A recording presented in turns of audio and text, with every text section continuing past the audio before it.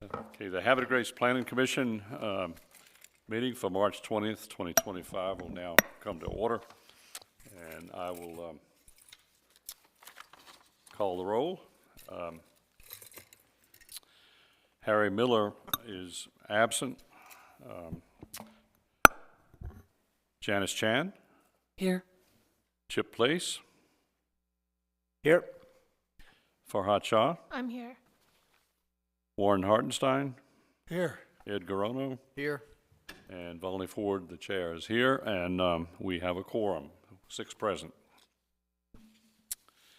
And I'm sure you all know by now that the ordinance has been modified so that our council liaison, Councilwoman Snegas, is very much a liaison to the commission, but no longer a voting member, you see. So we have,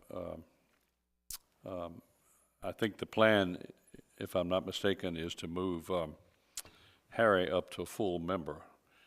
Now, does that take a specific action of the mayor, or will he just automatically bounce into the position? I believe that we do have to have action by the mayor, so I will look into it and get back to you with that. Thank you. Because Thank you. Okay. I think it's important to And the make second that happen. question I have for you is we have discussed several times about eliminating the position of alternate member, but not part of this particular legislation that occurred. What is your thinking on that, and what's the mood of the council? Well, that is the position of eliminating alternate and having just members that are involved. Because an alternate is here, and you really, the person that's in the position as a member is a solid member, and really there's not a need for an alternate at this point in time. Okay, but that still has to be enacted, right? Yeah, To eliminate that position? I believe it was through the last ordinance, Oh, it was? yes. Okay, I didn't realize that. Because I thought maybe you were saying last time we talked that it was, it might muddy the water to try to put that in there with it, but you were able to do that successfully? I don't have it with me right now to Okay. look at, but I will double check on that Okay, well, as well. Thank you. thank you. Well, the only piece of old business that's on the agenda tonight is the review and adoption of our proposed rules of procedures. And we had put that on hold for several meetings because we were going to see what the outcome of this change in the Planning Commission's operating ordinance is, because that would have a great effect on the wording of those rules and procedures. There's a whole section on it. Is this the most recent? Yeah, that's one you sent. Okay. Well, this one still has this whole section of function of an alternate member in it. So let me just wait and see if you would check on that, because this may not be what passed. This may be what was the first reading. I'm not sure. Well, on the website, there's still the old Okay. ordinance, and then there's the new ordinance put into place. So merging the two is what we need to do. So we need Okay. to take some steps to clean up our copy of the Right. charter. Well, And- if you could check into that and just contact me personally on that and just let me know that we're good to go, and then what I'll do is immediately adjust the proposed rules and procedures, and I'll get them out by email to each of our members to look at again, reflecting that change, and then we can act on that at the very next meeting. Yeah, that But would be regardless, we need to table it at this meeting because we don't. well, it's already tabled, so Oh, we it just, is? Okay. yeah. We're just not really bringing it off the table to review and adopt. Okay. I'm just mentioning that it's there. Yeah. Okay, thank you.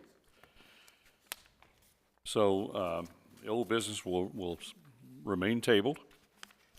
And now we go to new business. And that's the The owner applicant is Harbor Shops MD 2 LLC, permit number 2024-0340. And the applicant is seeking an extension of the site plan approval for a second year. And what I'd like to do at this point is call on Eric to brief us on three things: the latest development and circumstances that are leading to tonight, and if you have a written staff report or can speak in lieu of the staff report, to give us verbal recommendations of the department as to what the department thinks we ought to do tonight. And we're not ready for you guys yet, if you'll just hold on. That's fine. Okay, yeah, hello, Chairman Ford. Yes. Commissioners. As stated previously, that we are here to hear a site plan extension request, which they are entitled to according to 155-25C. The Planning Commission may grant up to 2 one-year extensions of the site plan for a total of 3 years. The site plan was previously approved on March 21st, 2024 by the Planning Commission. This would be their first of 2 site plan extensions allowed by City Code. The plan extension submissions, documents that you were provided were the site plan, the request letter, forest conservation plan, and waiver, and landscape plan. Those are for reference only, for your consideration, not for any approval nor review. It's just for reference.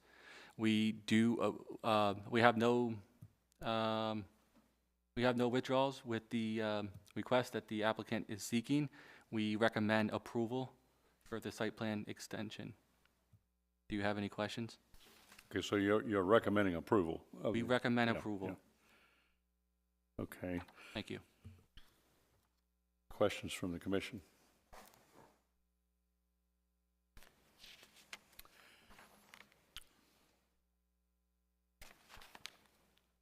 Okay, yes. I have one.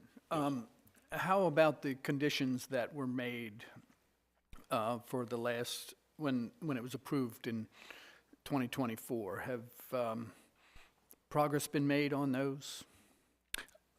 Yes, there's been a few progress. One would be the annexation. One would be the submission of a revised forest land delineation, and the applicant can speak to more of the progress that has been made on that behalf. The annexation, I believe, was effective last December, so it's fairly recent. Okay. Oh, and just to follow up, all the original conditions from the original approval will carry over to the site plan extension. So all their obligations that you originally, conditions that you stated, will carry over to the site plan extension for another year. Okay. Mr. Chairman, I'm sorry? my name is John. If you could just hold for a second, I will come to you. Oh, okay. Yeah. Okay, any other questions from the commission? Okay. Warren.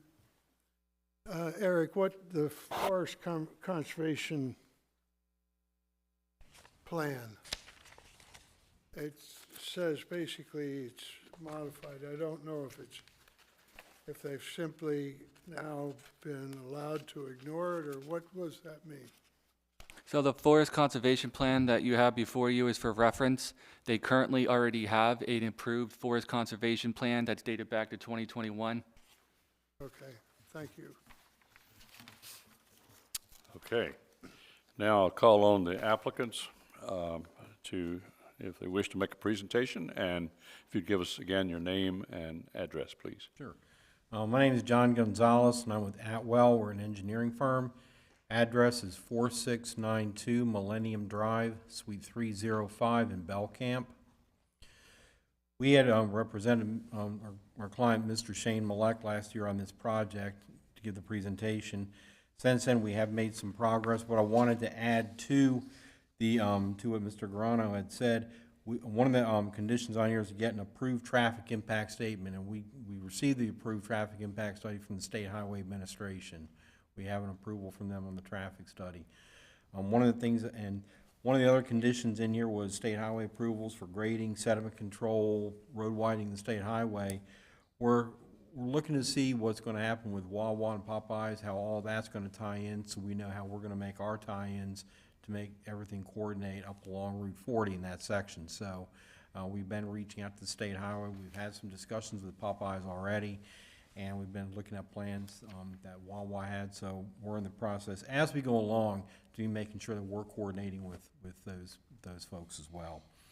As Mr. Lawrence had indicated, we had submitted the forest conservation variance request, and essentially what we're looking to do is there's an existing easement out on the site right now for that. In order for us to do what we need to do, we're gonna have to extinguish that easement and record a new one, basically for the same area that's already encompassed within the forest conservation. We're also adding some afforestation area. We're planting some new forest areas on site as well. So the intent behind the Forest Conservation Code is going to be met. We did submit per discussion with Tim Boussier before he left, we had to submit a variance request, which we did, and I believe we're working on what we need to do in order to, further this, long as we can make sure that forest conservation is satisfied. Okay. Anything else? Or Well, that's it. You can speak That's to it? anything else? all right, any questions from the commissioners of the applicant? Following. Okay. Not far down the road, you have an entrance from the right that is a frequent site of accidents, as people try to turn left on Route 40, exit from Bully Rock or whatever, and the number of accidents is extraordinary, actually. Your egret or your exit will be basically the same, I assume. Or will they be directed only allowing them to go southbound? Or will they be trying to cross southbound? Here in Maryland, south is west or west, I don't know, north is, but allowing them only to go toward Baltimore rather than a crossover and go toward Wilmington. I gather I'm not clear. Are you talking about the current entrance into Harbor Shops? Yeah, yes, Yeah, we aren't proposing any modifications to that. okay, all right. Thank you.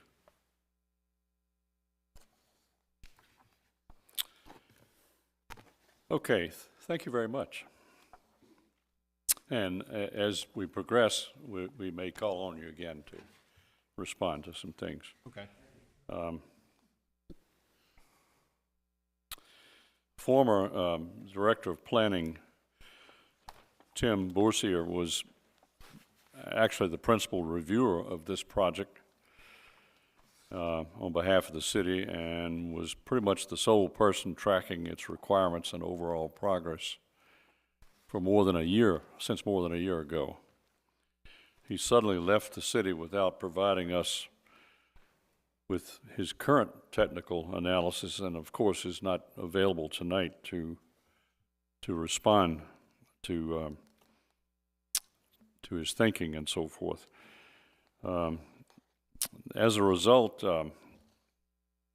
Commissioner Chip Place, who has far more technical expertise as to the site plan requirements than the rest of us on this commission, and we're fortunate to have him on the commission, has studied the developments of this case in great detail, as well as the history of this case.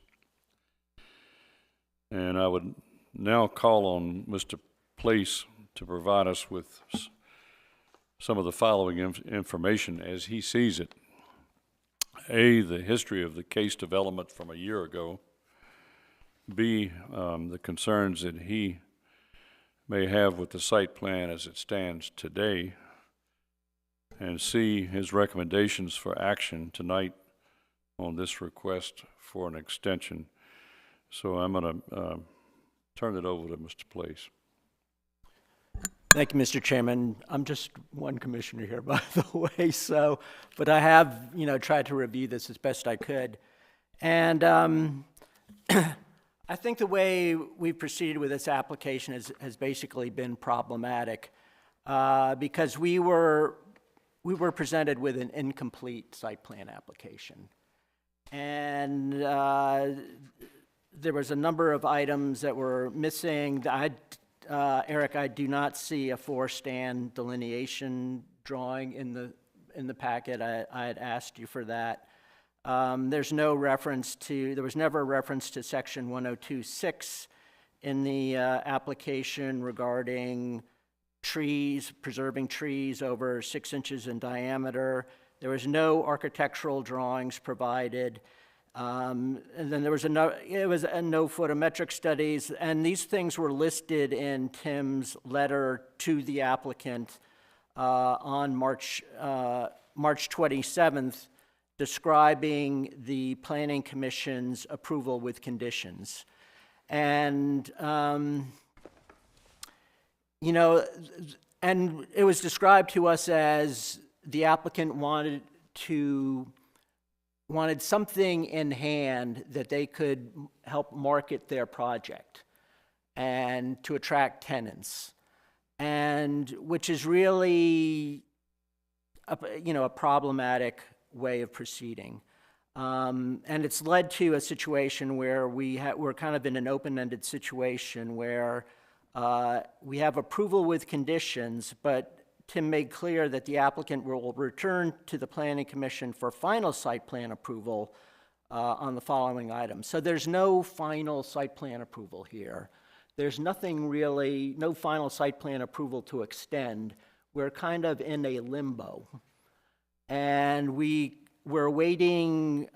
still awaiting basically a complete site plan application, which we still do not have. Now, the applicant has provided some additional information. I'm glad you had an approved traffic impact statement. You all should provide that to the department and to the commission for review. You have submitted a proposed waiver on some of the forest management requirements. You've never really made clear what the forest conservation easement is on the property. The forest conservation easement covers the whole north strip of the property and a good portion of the southwest portion of the property. You acknowledge that there's a forest conservation easement in your waiver request under item 3 that says verify that the granting of the variance will not confer on the applicant a special privilege that would be denied other applicants. Your answer to that is other applicants on similar properties do not face the same topographic constraints that burden this site. The applicant is asking for the forest conservation easement area to basically be redefined by extinguishing the existing easement and recording an easement that will be compatible with the proposed development. The forest conservation requirements will be met. The applicant is requesting the ability to meet these requirements in a manner that will necessitate extinguishment of the existing easement. Well, extinguishing a conservation easement is not something that's easy to do. Without seeing the easement, without seeing the requirements of the easement, the department has no authority to extinguish a conservation easement. The Planning Commission has no authority to extinguish a forest conservation easement, nor likely should they. So, and that's part of your development is going into that forest conservation easement. By the way, I took another visit to the site yesterday. I took a cursory look the first time. I did a more thorough look this time. When I went out of the site, by the way, I happened to flush a hawk that was working the field. There was a groundhog that was scurried into its den on the slope by the railroad tracks. And then I went up to the forest conservation easement. There appeared to be one specimen tree there and a number of trees that were over 12 inches in diameter would certainly exceed the threshold for the presumption of preservation under our landscape sustainable law, too.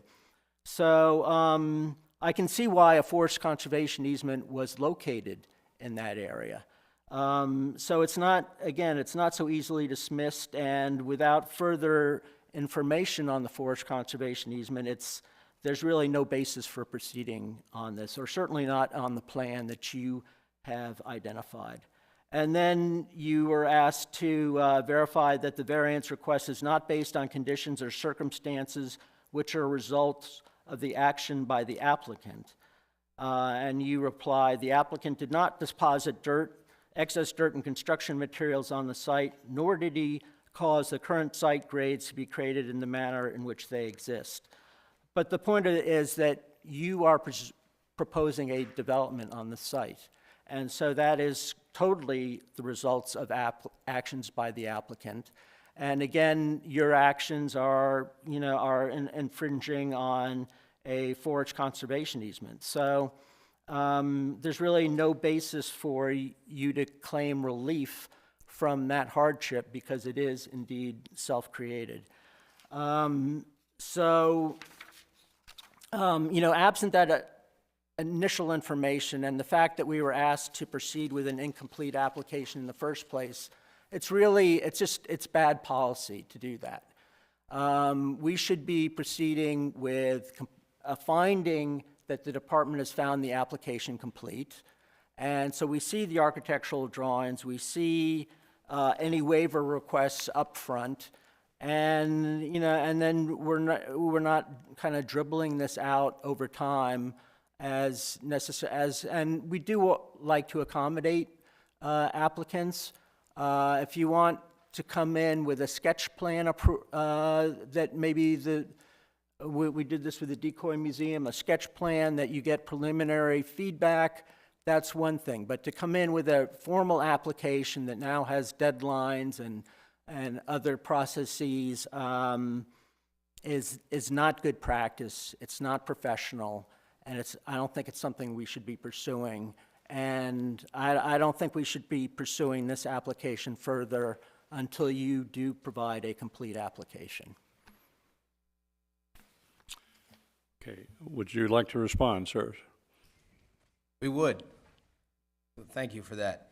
I think John has a couple comments as the engineer on it. I have some as the developer and owner.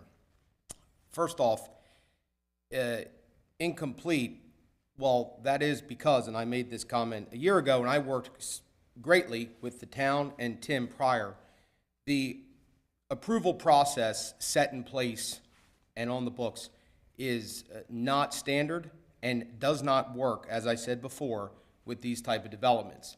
I had many meetings with the town about this. Architecturals required at the time of site plan approval is not standard in most areas. I do development in quite a few areas, and it's because it's very specific. The building design and requirements are specific to the user, oftentimes, especially in retail.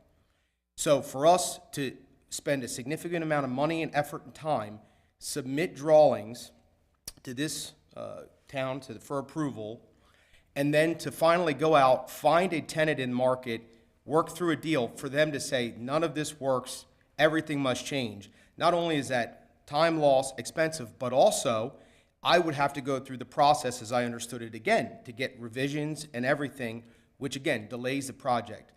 I understand completely that this town wants good, smart development, and I respect that greatly. I will and would like to do that, but it has to be done in the proper way that makes sense for us as a company to invest a significant amount of money in this market. Also, and again, I'll turn some of this to John, we have checked conditional approval. That's why we had conditional approval, because it was understood that these were concerns that we had. We were given a conditional approval with multiple things that we had to accomplish before ever going for final approval of anybody. We have been working on those. As you can see, there are items we have checked off the list, we have pursued since our last meeting. So I think that shows progress and that work has been done. we worked significantly with Tim, and I'll let John speak to specifically, with the forest conservation easement. Tim left, and I think things were kind of left wayside, not by us, but we did pursue. And on a final note, we have been marketing this project, but we haven't had anybody so far step up and have significant interest enough that we would feel comfortable spending that, but we're continuing to market and work towards that. So I just think it's important to note that the reasons that we got approval were because of concerns in the code as they are now, and to ask us to go back and say, hey, you have to redo the whole project under the same code.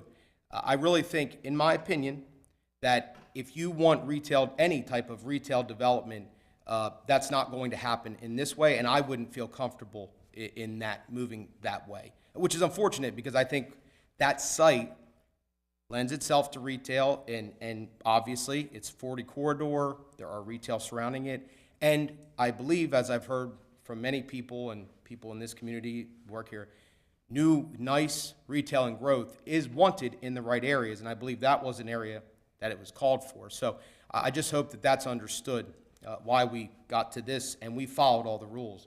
But I'll let you speak, John, a little bit, if you don't mind. Sure. I think Shane basically hit the nail on the head with regards to kind of what was transpiring last year.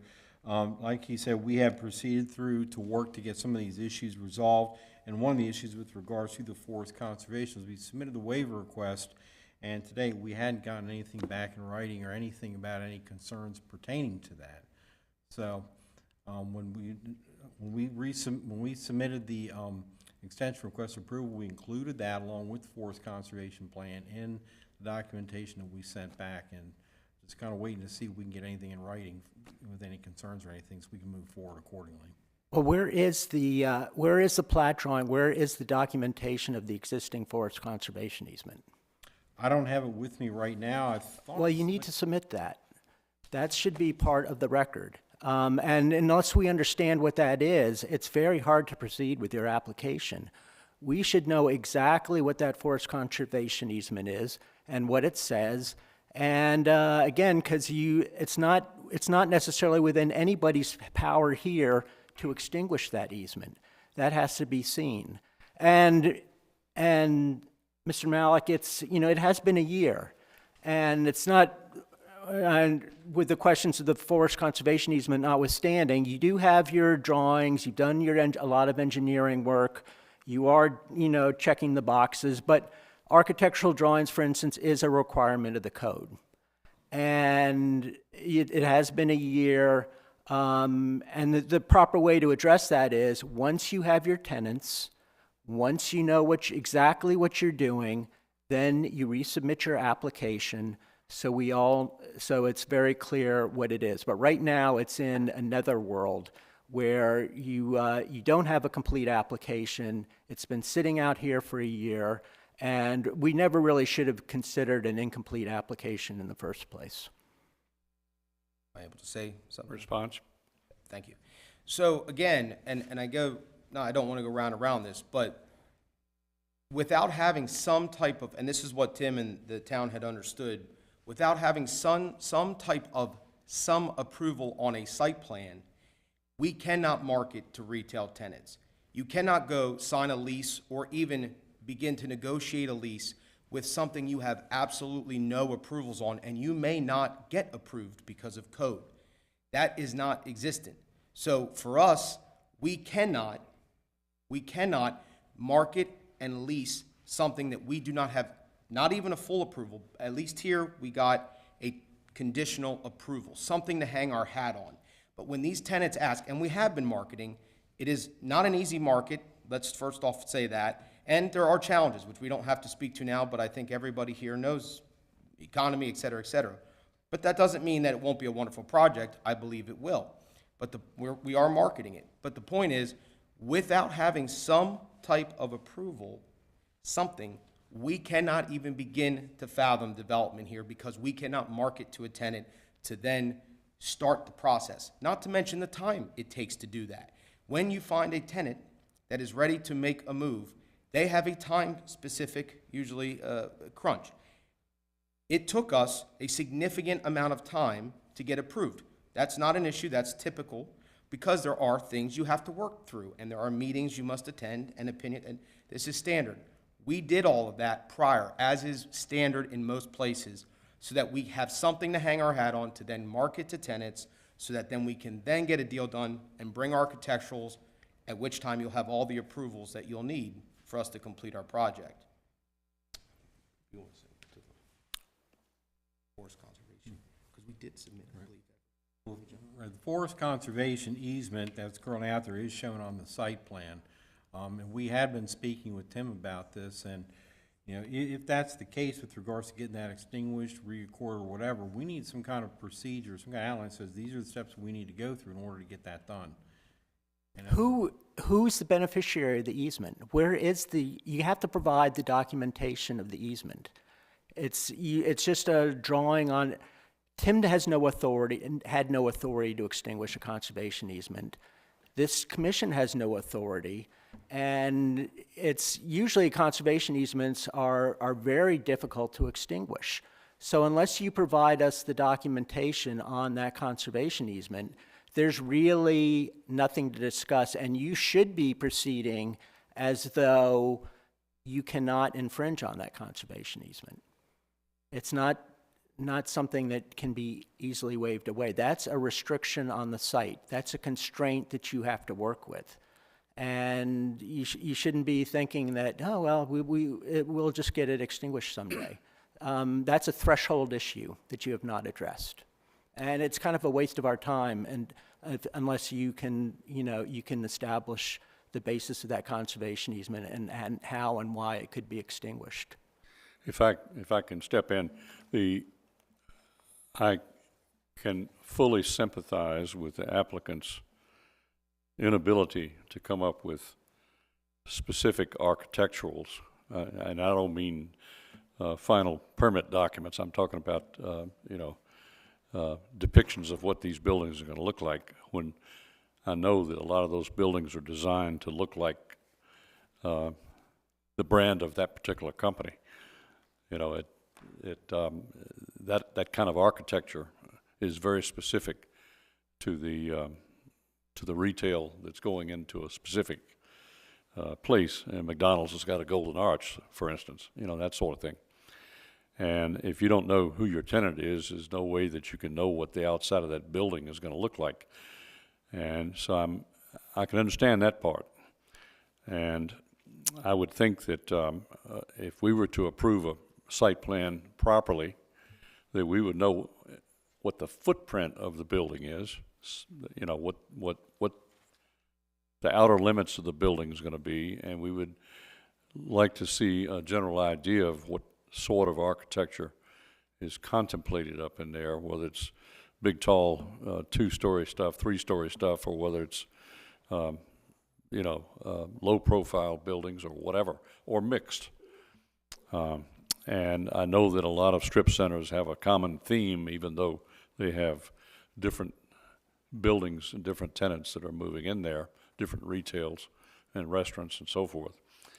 On the other hand, I think what Mr. Place is talking about here that's more problematic is that easement. And to me, an easement is almost the same as a property boundary. I mean, it's inviolate unless you get it revised officially. Well, may I respond, please? Yes. Yeah, I think maybe extinguished was probably the wrong word to use. I think redefined the limits of that was probably a more appropriate term. We're not looking to eradicate that easement and say no forest conservation. We're just looking to redefine where that easement lies. That's what I'm getting at. Yeah. It's hard for us to evaluate a site plan when we can't see where the parts have got to be, and you know where the different parts of the site plan that affect each other are going to be placed. And that's the problem we've got. I think that's the crux of his argument, and that's the crux of, as I see it, is that this site plan is not quite ready for prime time. Mm-hmm. Is the best way I can put it. Now, call on Tammy. In all fairness to the applicants, I do realize that they are here to ask for an extension. And in the current state of our city, having a planning director resign, and now we have a new planning director that's coming on board, already hired, I think it's in all fairness to allow our applicants some time to take care of the things that they need to and to address concerns. They're just asking for an extension at this time. And they've had conditions put before them. And yes, to make completions, I think it would be great for them to work with the new director and for us to be able to come back as a planning commission and look at what they present with our new planning director.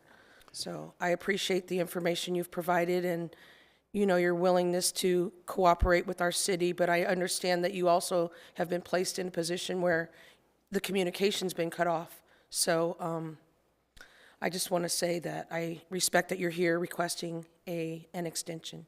Well, I think what we're talking about here is, do we extend a site plan at this moment, tonight, that is not a correct site plan? It's not a mature site plan, and it has questions that are unanswered.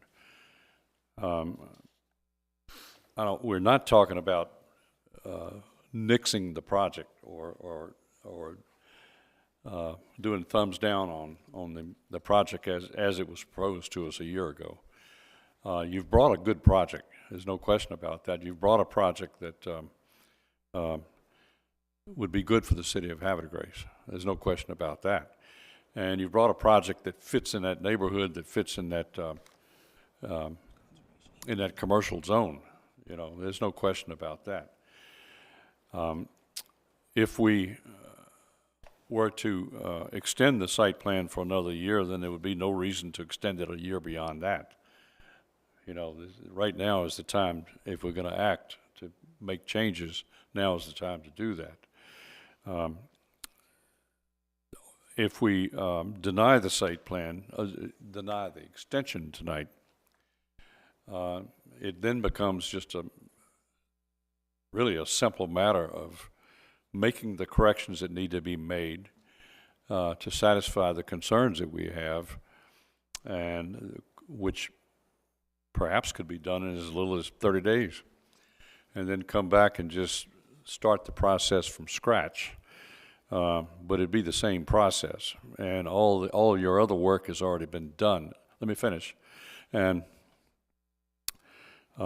we will have, before it comes before this commission again as a new site plan, the department would hopefully have resolved all the things that they need to resolve with you, and it would have met all the requirements. And you would then have 3 years to do this instead of just 2 remaining years, you know, but go ahead.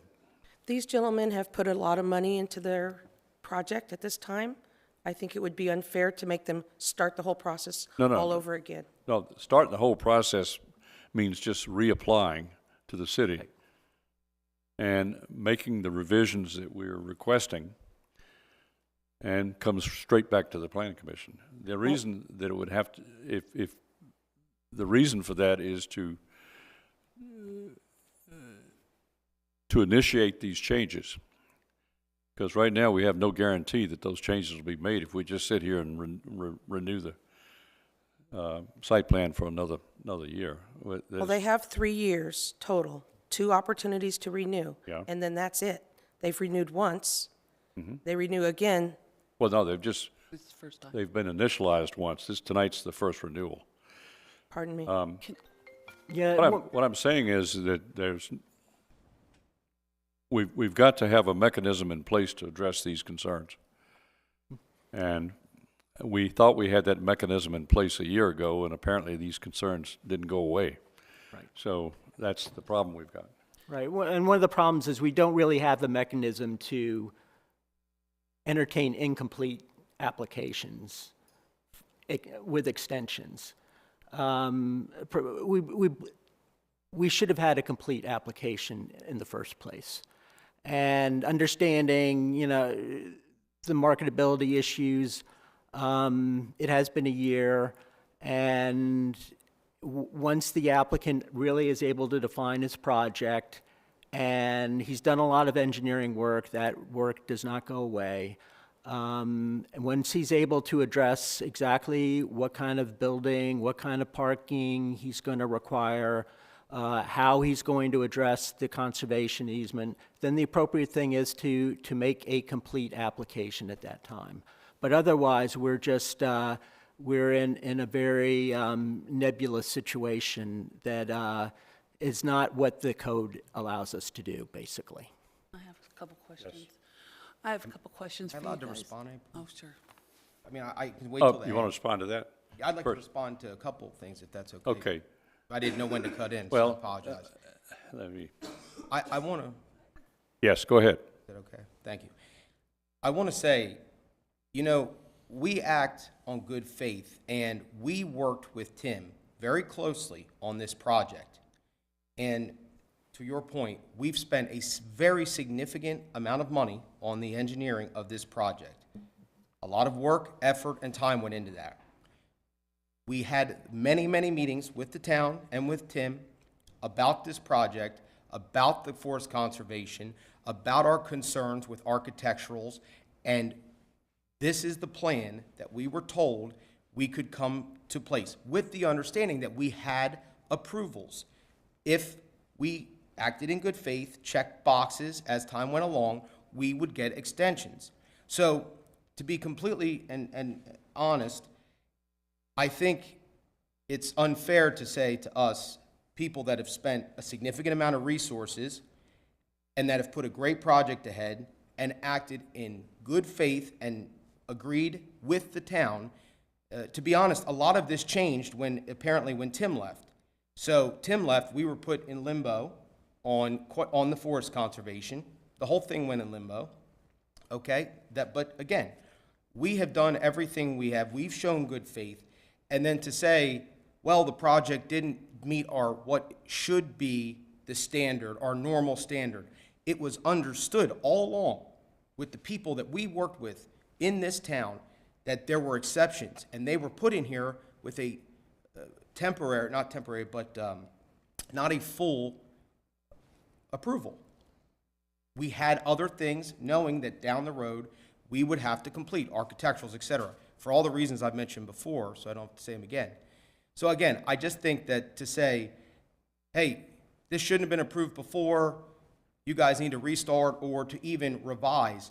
We acted in good faith. We have followed all the rules. We worked with Tim very closely on this. Any suggestion we adhered to, including the forest conservation. We were put in limbo on the forest conservation. It sat wayside because apparently he left. And now, essentially what I'm hearing is, hey, you need to restart the project. And yes, it's not a full restart, but it is essentially a significant restart. And then say, please, trust us that if you do the whole thing, then you'll have 3 years. I've already said it's not the type of project that we can give architecturals on. So now we're supposed to do it again and say, okay, let's this time though, if you check the forest conservation, et cetera, we'll definitely, approve you as the extensions as need be because you've checked that box.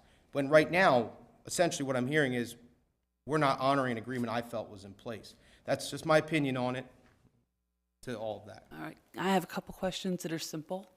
On number 4, it said verify that the variance request is not based on conditions or circumstances which are the result of actions by the applicant, and it's regarding the dirt and construction materials that are on there. What is the solution? Are you planning on just removing the dirt, and is this part of what you're going to do when you build? Why is this even in here? Why is that in there? So, I can answer. The current dirt, et cetera, as you guys, I think, you may or may not know, was not placed by me. It was the original. I read that. It says prior you were. to us. It was there, it is what it is. So I believe in the site plan that we submitted, and we were working with Tim on, the forest conservation, essentially, the dirt was going to change minimal. Again, John can speak to this more. And we were going to replant areas that had to be modified to make the site work. Okay. I don't know if that answers your question, sorry. Well, I'm saying, is the issue that you don't want to remove the dirt and this stuff, or is it, what is the issue that it's in there? Why is this even mentioned? It should be part of a building site. Just not sure why it's a specific thing that we're referring to the dirt in this. I just don't understand why it's in there. Now, the reason it's in there is that the variance request is not based on a condition that Shane had put there. He did not put the dirt there. That's the site that he had. What he's doing is under the site plan, we're gonna be cleaning that up. We're gonna be building a nice center. Okay. And basically, with regards to the forest conservation, when we worked with Tim had told us we need to file this variance request, and that throughout all that, we were working with Tim, and we felt we had an understanding that we were gonna redefine where that forest conservation easement was gonna be. Is that because once you remove all this, it changes? What happens was, and this is kind of, when I first saw the easement, it looked like, the easement was put out there, but yet, the question is, was there any concept plan, was anything ever done to even see where this easement really could fit in? And with the development, with the site the way it is right now, with the grades, the existing conditions, dirt out there and everything, in order to make the site work, to fit where the grades need to meet for Route 40, where it meets the harbor shops is going to the other site. This is what needs to happen. And we looked at the grading plan. We looked at it really hard. We looked at where the site comes in up off of Route 40, and it's really a tight fit in there. Okay. And we did what we could to keep as many of those trees and everything in the back as possible. All we're asking for, and maybe the word extinguish the easement is a bad term, I don't know. I guess redefine is probably a more appropriate term. Or reevaluation? Something like that, yes. But we're still going to address forest conservation, but when we talked with Tim about this, he said that we had to go through this variance request, and that's what we And did. that's my next question. Does anybody know how you go through the variance request? Because it didn't seem like I heard one thing about who is responsible for this. It was my understanding that the variance request was going to be reviewed by the city, and then also, I But believe, who's the city?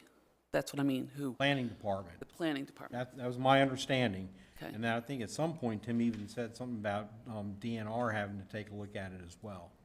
Okay. When Tim left, he was the forest retention officer specified under the Maryland Forest Conservation Act. And there had to be a replacement. Eric, has he been replaced as a forest retention?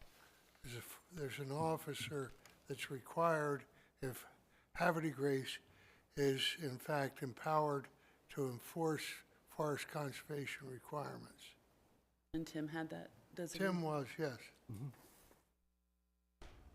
So they resubmit the variance request and the waivers and the forest stand delineations. We approve the forest stand delineations. The forest conservation plans get sent out to the MDNR. Any variances for modifications to that previously approved forest conservation plan gets reviewed by MDNR, and then they send us a letter of findings with their comments, and then we would have our own interpretation, and if it satisfies the requirements for variances that are specified in Chapter 81 of the City Code, after it's reviewed by the MDNR. What I was thinking is that's, with Tim leaving, it's the resource or the forest conservation officer would be a resource to them.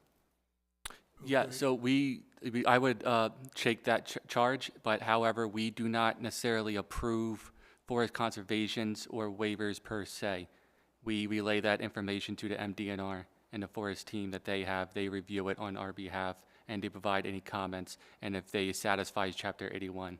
And the forest conservation ordinance that we have in place, Chapter 81, is a model ordinance that is by the state, and it is reviewed for compliance.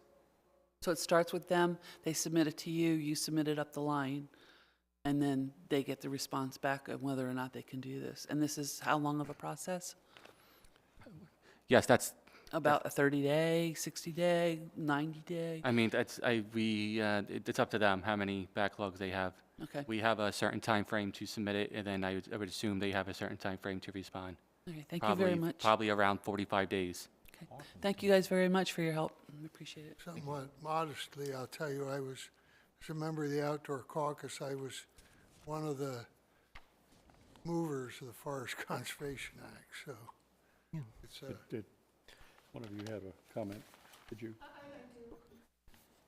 Hello. Just my questions are very simple because I'm hearing this discussion and you know, I guess I've lost some memory cells from last year, but were you ever given what a complete application looks like? Were you ever given that, a checklist by Tim at some point? You know, this is what constitutes a complete application?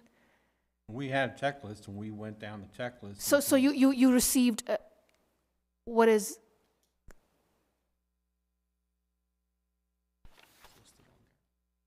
Brought the requirements are in the code. okay, so my question is, you are aware of what constitutes a complete application, right? We had, We did receive a checklist, however, specifically to the architecturals, it was not brought to our attention.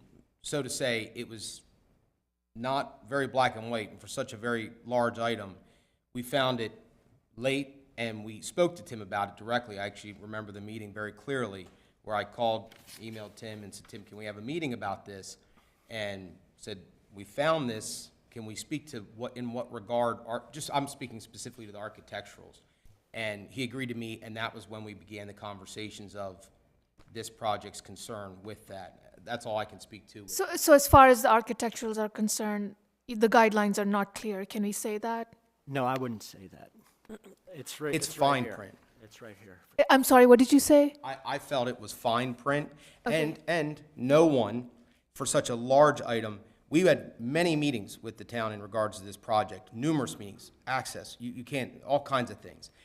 And no one once mentioned architecturals verbally. And they don't have to, okay? It is, in my opinion, we didn't see it black and white, but I was found very surprising. In all the meetings we had, nobody once mentioned it. And then I found it, my team, and we started discussing it.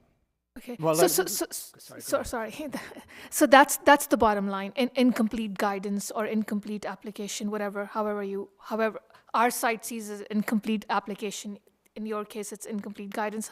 Can we fix that by coming up with the list of deltas that you need, or something that Eric's office could provide to you, so hence it does become complete? Obviously, this is unrelated to this project specifically, but we actually, it's funny you say it, we spoke to Tim, actually, about having, our opinion was we needed a more clear guideline, especially, and I made the comment, architectural should have been verbally discussed with us amongst other things in all of these meetings. So that was a conversation that we had with Tim, but a lot of things went away with Tim, I think. Okay. No, I was just thinking, I mean, how do we solve this problem? Can we provide better guidelines? I mean, somebody who comes after you with a similar application, like what is needed in this case? And that's something that Let me answer that. okay. The architectural standards are required. There's a whole Article 7, Roman numeral 7, architecture, section 155-16, architectural standards. It's written into the code. It's not a suggestion. It's not something that Tim can waive. It's a requirement of the code.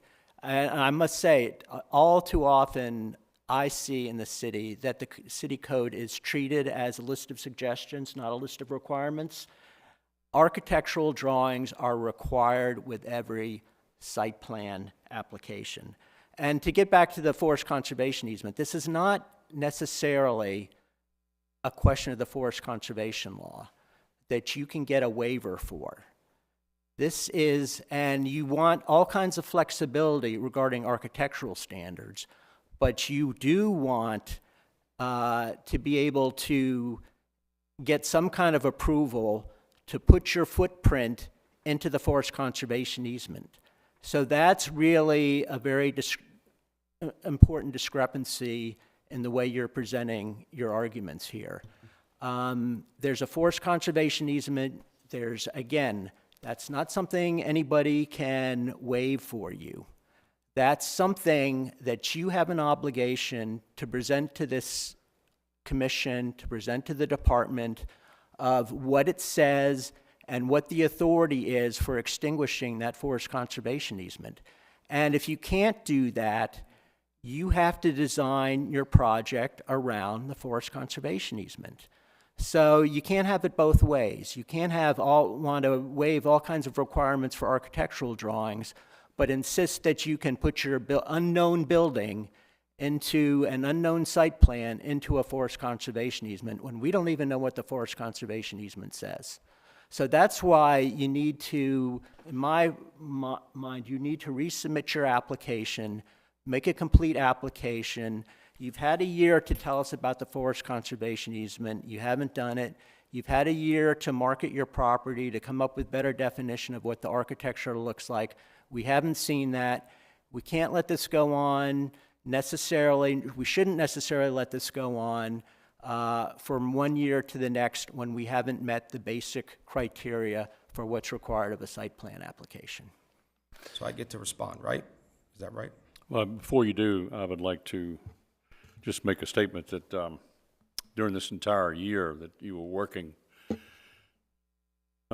very closely with the department, with Mr. Borsier in particular, and I assume he was the principal person that you were dealing with the whole way. I've served in 2 long segments as chair of the Planning Commission since 1990. And I've worked with a whole bunch of department heads over all those years, and even before we even had a department head.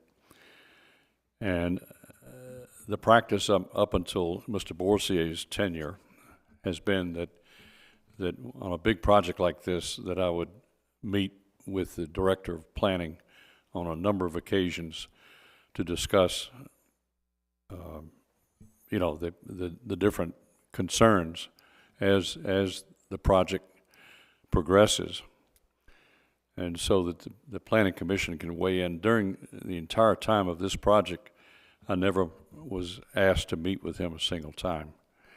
In other words, I know the rest of the commission has been totally in the dark on this project, and whatever representations he was making to you during that year of work, in fact, going back before the last Planning Commission meeting on this project, whatever representations were made to you by Mr. Borsier as to how the Planning Commission might react to this or that or the other,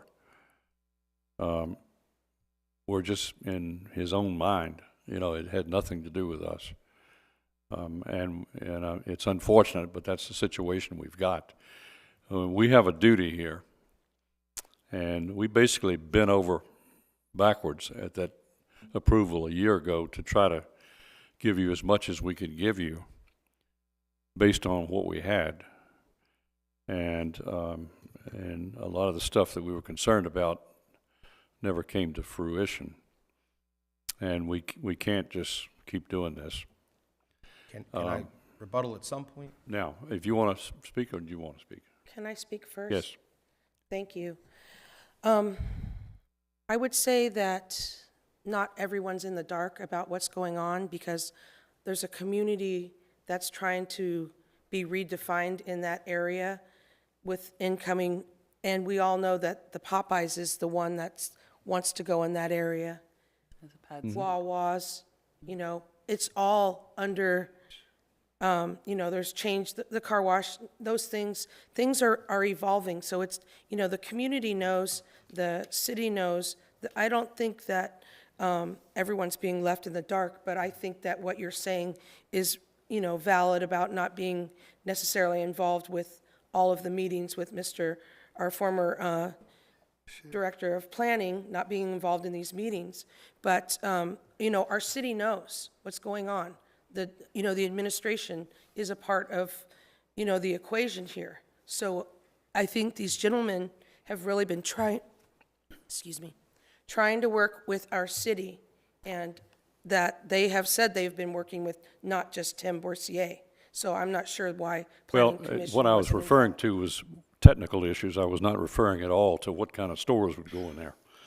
Of course, the city knows all that, and most of us are aware of that too.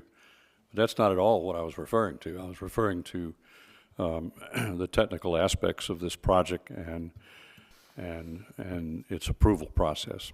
I have a and- question. Yeah. What is the reason that we are wanting to not give them an extension? Why can't they use this next year to accomplish these things that are your concerns? You know I'm a conservationist, so I'm going to be up there with you on this feeling. However, why can't we give them the extension and ask them to please, by the time they come back, have that one done? What would be the issue for that? Because that's not the way we But operate. aren't the extensions done so people can accomplish the things that they haven't done yet? No, the extensions are built into the process generally to address two things. One is to address any new things that arise during that first year that nobody knew about a year ago. Okay. You know, such as changes in street locations and things like that. And another thing might be if there's just some massive change in environmental laws, you could probably address some of the other reasons. Well, sometimes it's, they receive, let's be clear, they don't have a final site plan approval here. And that's usually when an extension kicks in, a request for an extension. So, and you might need an extension for, say, you're waiting for a final permit from the State Highway Department. And you need just an extra 6 months or so to get that. That's where you'd request an extension. But this is a different situation. This is a situation where the applicant submitted an incomplete application, and they wanted something so that they can help market their property. Right. But there was a lot of basic questions unanswered, and we've gone through a lot of them tonight. You know, what's the architectural, what's the real footprint here, what's up with this conservation easement? And so we accommodated this applicant to give them additional time to come up with, through conditions, to come up and answer these questions. So it's not necessarily a year or 2 years or 3 years. It's answered these questions in a sufficient amount of time. You know, it's really get back to us. And now it's a year later, and some of these threshold questions have not been answered. So to let this go on from year to year is really just a bad practice. Without a complete application in the first place, and by the way, it's up to us, it's not the town, not the city, it's up to the Planning Commission to determine whether this is a complete application at the end of the day, and whether the city code is being followed. And it isn't. And so I think we've made accommodations, and the process hasn't been followed correctly. So it's time, you know, let them go back, let them figure out what they have, what their tenants are, answer these things regarding the conservation easement, and then come back and make a real application. So a I'd like to complete say something, application. because Okay. Can I just, because I need to speak to this. These gentlemen fairly need an opportunity to meet with our new director before they're turned away. Okay, I don't think it's right that we cut them off right now when we've had a situation in our city that was not a positive situation with the planning director. Okay, it is not fair for them to be chastised because of someone else's mistakes. No, I it's think not anybody fair- else's mistake. No, it's true. Just please let me speak. I think it is fair to allow them an extension to be able to meet with the director, to be able to meet with the requests and the things that were put forward so that they can accomplish the things that they need to get the forest conservation easement information and to get site plan information to the director, to the planning commission. I think it's very fair to give them some time. I would I turn, turn that. When let do me I just- get to speak? Please. Let me just turn that around real quick.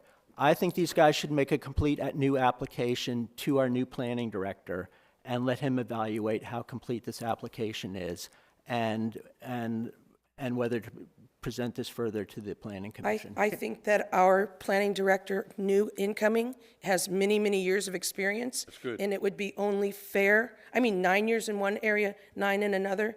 I think it would be only fair for him to look at it, what was presented, and then allow these gentlemen to say, hey, this is all you need, this is all, you know? The problem we have, and I'll come to you, the problem we have is not just a problem of trying to be fair because of a staffing situation here in Havre. The problem is that we've got an incomplete site plan, and we had an incomplete site plan before we ever lost our director of planning and before we ever see that a new and perhaps more experienced director is coming in.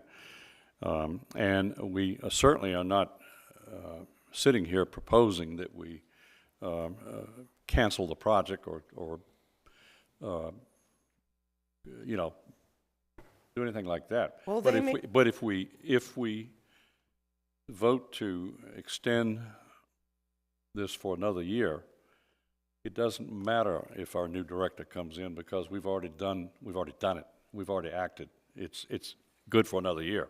One Can final I- thing before I let you, I want to let you speak. These gentlemen, if we do not give them an extension, they may not want this project. They may And- not, Okay, and so but that's why that's it's, beside the point.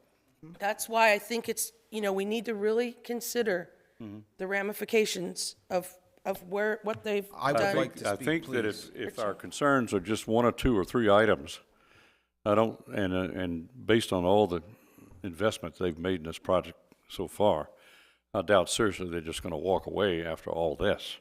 And particularly since a reapplication really will not set back their schedule. Unless, I mean, I just can't see it setting their schedule back appreciably. And so, now, I'm going to go to you.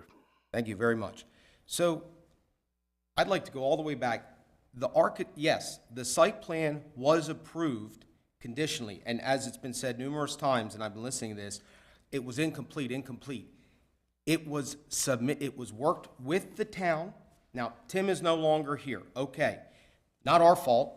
We are actually definitely the brunt of some issue because of that, and I see that clearly. But we followed the town's request. We did all we could. We stood here and presented an argument as to why we needed modification to this, as I've done tonight. It was understood, as I understood it, which is why it was approved, that these modifications were acceptable because of the type of project that we had. That's why it was approved. In regards to and I'm speaking specifically of the architectural, in regards to the forest, we worked on that. We were working with Tim, who was working with MD State, the Forest Conservation. We were not bypassing anything. We were not cheating anything. We were going through the guidelines told to us, and we were following it to the T. We have emails from November 4th, right here, and no responses. Not our fault. But now I hear in this moment from this board that essentially, well, you know, we shouldn't have approved it then, but we did, even though you made a compelling argument, I guess, and that it's incomplete, forest conservation. We did everything asked of us. We showed good faith. We worked on the project. I've marketed the project. We've spent a lot of money. And to be completely clear, I have no faith if this doesn't get approved because, and that it may not. If it does, then that's the vote here, and that's what will be done. But I understood when we stood here and approved, and we spent the money, that we would have approvals in place to get done these issues. We're not asking to build a building. We are not asking to do anything other than continue have our project survive so that we can continue to move it forward. And if I am told tonight, just to be clear, that no matter what we've told you, what we've approved, all the conversations with the town, with Tim, does not matter. We want you to check off the boxes and restart, which essentially is what it is. Then I don't truthfully see how anybody, or at least myself as a developer, could work on this project. Now, that's a decision to you. It's I give my opinion, that's what this is. Everyone here has. I just want to say, I guess on a final note, this Tim leaving, which is unfortunate, has put us in a very bad spot. We are the brunt of that. And we have followed everything. We've made all our concerns crystal clear from the beginning. We've worked with the town in good faith to check the boxes. That's why we're not giving full approval. This is conditional approval. We still have to come to you to fix everything. Forest conservation, we did not drop the ball. We are not trying to change anything. We are going in the guidelines that was told to us by the town, working with them, who will work with MD State, and whatever they tell us and whoever tells us what we have to do, we will adhere to. That is the rules, and we will play by the rules. We're just trying to do a nice project here. That's what it is. Well, just keep in mind that Tim never did have the authority to approve your project. You know that. He never approved it, but it was Yeah, my or to understanding that give approval. his opinions and weighing in on this and his position Yeah. did have some validity, which is why we were working with him, I think. Well, I agree with that. Yeah, yeah. That's his duty. I have an important question. Yes. Eric, when you did very well in referring the forest retention question to MDDNR downtown, did you get like a traffic report SHA would give that essentially said this is did it comment on the plan? You asking if we received the traffic impact report? No, not the traffic, I'm talking about sorry, apples and oranges here. I'm talking about when you sent the forest conservation material. So, yeah, okay. So I think to answer that is the prior owner on the property regarding Harbor Shops 1, they owned all the parcels, both parcels, or 3 or 4. It was all one parcel at that time, back in 2000, 2001. They got the Forest Conservation Plan approval, and it was submitted. They came in here in 2004 of last year, after the properties have been, Popeyes came in, and they came in shortly after. The existing Forest Conservation Plan has already been approved. I believe it was submitted with the original packet that you have reviewed and looked at and considered back in 2004. It was part of the original application that they submitted. The Forest Conservation Plan, just on a further note, they're only required to provide the forest stand delineation and gain approval at that time prior to submitting a preliminary forest conservation plan. A preliminary forest conservation plan is provided to the department for review and comment, and then we would provide the comment back later when they are ready to have the final forest conservation plan submitted.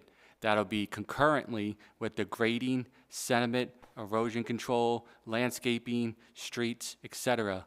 These are some of the more technical details that we handle that are decided after Planning Commission review and approval.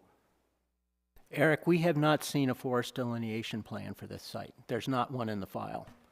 So that needs to be in the file. There's nothing in the file for this application that references a prior forest conservation approval. You know, part of the problem here is we don't know what this easement is, this forest conservation easement is. So if you all have information on what this forest conservation easement is, you should let us know. That should be in the file. But otherwise, this is just it's a serious limitation on this site. And there's no understanding of how that forest conservation easement came into place. And, you know, if it was put in place, however it was put in place, it was put in place for a reason. And so we need to understand what that reason was and to see if there's any flexibility in modifying that reason, that approval or that conservation easement. Otherwise, everybody here, including the applicant, is wasting their time. We need to understand that. It needs to be super clear. Okay? Okay. Y'all have anything else to add? Yeah, I would just like to, with regards to the forest conservation, we had spoken with Tim about this, and the preparation of this letter, his variance request letter was sent out November 4th. That was per what he had requested. We sent that out. We hadn't had any response to it at all. So, and with regards to the rest of the site plans, architecturals, et cetera, like Shane said, we had several meetings with the town insofar as, you know, what all we need to do for this. We worked very closely with the town. One of the questions that I recall coming about the architectural is to what degree of completion does the plan have to be? Are we looking at a schematic, looking at, 30% drawing? What exactly, what all needs to be shown? And I don't know that that was ever fully made clear. We did talk about the building footprint, what the idea was behind what Shane was planning to do, and that's the direction in which we proceeded. What we have been satisfied with in the past, with a number of projects that have come in front of us, are just what I would characterize as general renderings of the buildingscape, and even maybe a perspective drawing, something to give us a good idea of what it may look like. We would never hold anybody's feet to the fire as to the exact architectural outcome, but it would be almost like a concept drawing to show what you're proposing to put there.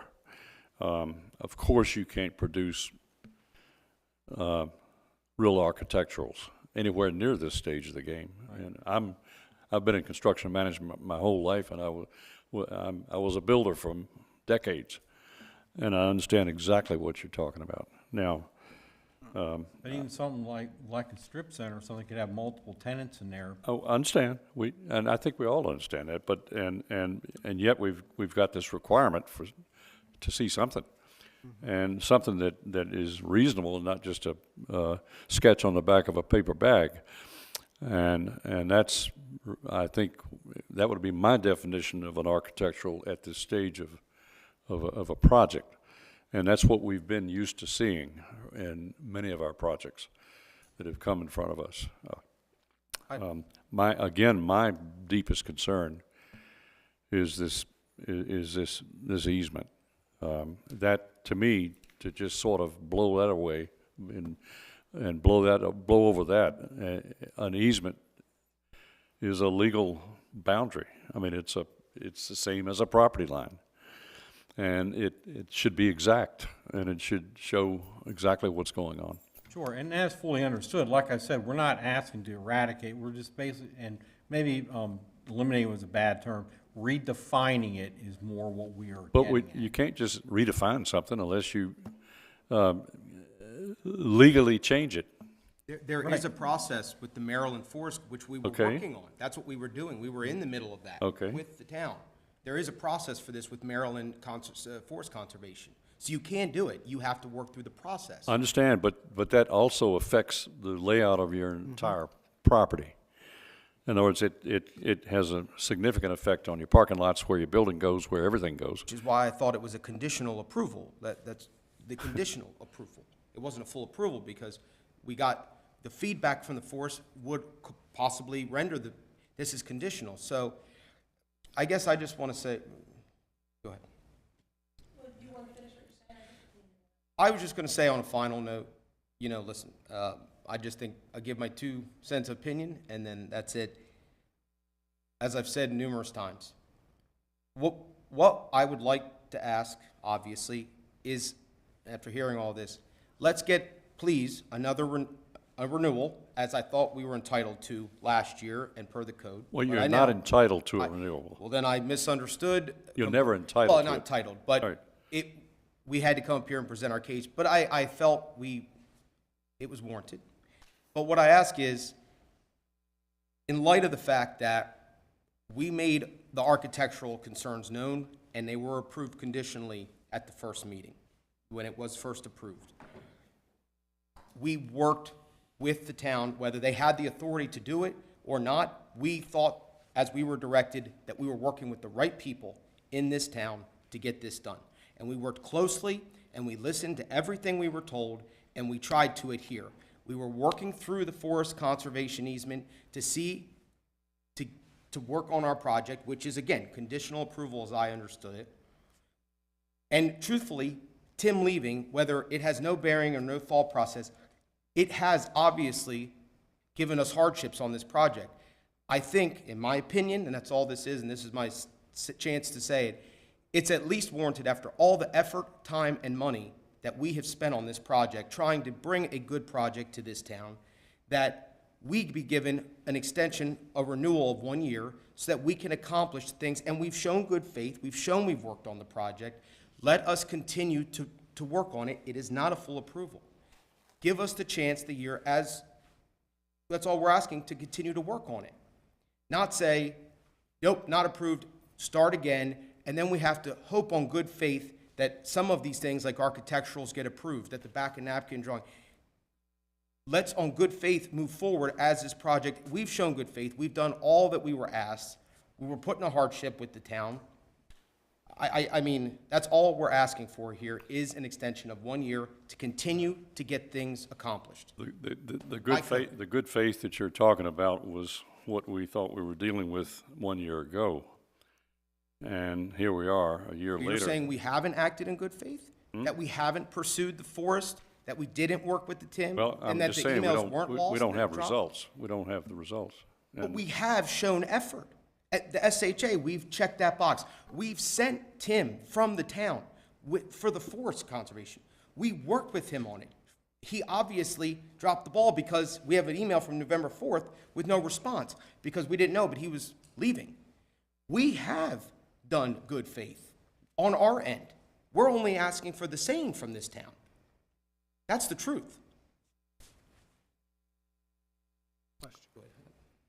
okay, thank you, sir. Ed has a question. Question? Yes. What is the difference between granting an extension with conditions, as we did the first time, versus not granting and having them start all over again? What other things are going to, unintended consequences are there going to be to those two avenues that we are given the choice of here? Are you asking Fit? I don't know. You asked I'm asking everyone everybody. for Yeah, their rhetorical thoughts. Ed, let me suggest something. We had a very bad experience on Clark Road where... No, I'm talking. No, please, You're out of order. I am out of order, and I'm sorry, I but called on him. Chip, Please, I wanted to No, respond to... Tammy, no. come on. Okay, I'm sorry. I apologize. Okay, well, I will listen I'll call to on you in Chip. just a moment. Okay, we did have a bad experience on Clark Road because we gave that project a number of extensions, even though there was improperly issued waivers to remove 24 specimen trees on that site. And those waivers were applied for after application was made to the Planning Commission and approvals, and then subsequent approvals. And that my understanding is that applicant never actually had a tenant to for a building on that site, but their final approval was about to expire, so they went ahead and cut down the trees. And so they went ahead and cut down the trees without even a project or a tenant, just to maintain their, before their approval expired. So that's the unintended consequences of if you let something go along and let a project, let natural resources be destroyed without even a real project in hand. Yeah. And all I was going to say is that they're two different situations, and I think that it's not fair to compare what they're trying to do to what happened, unfortunately, on Clark Road.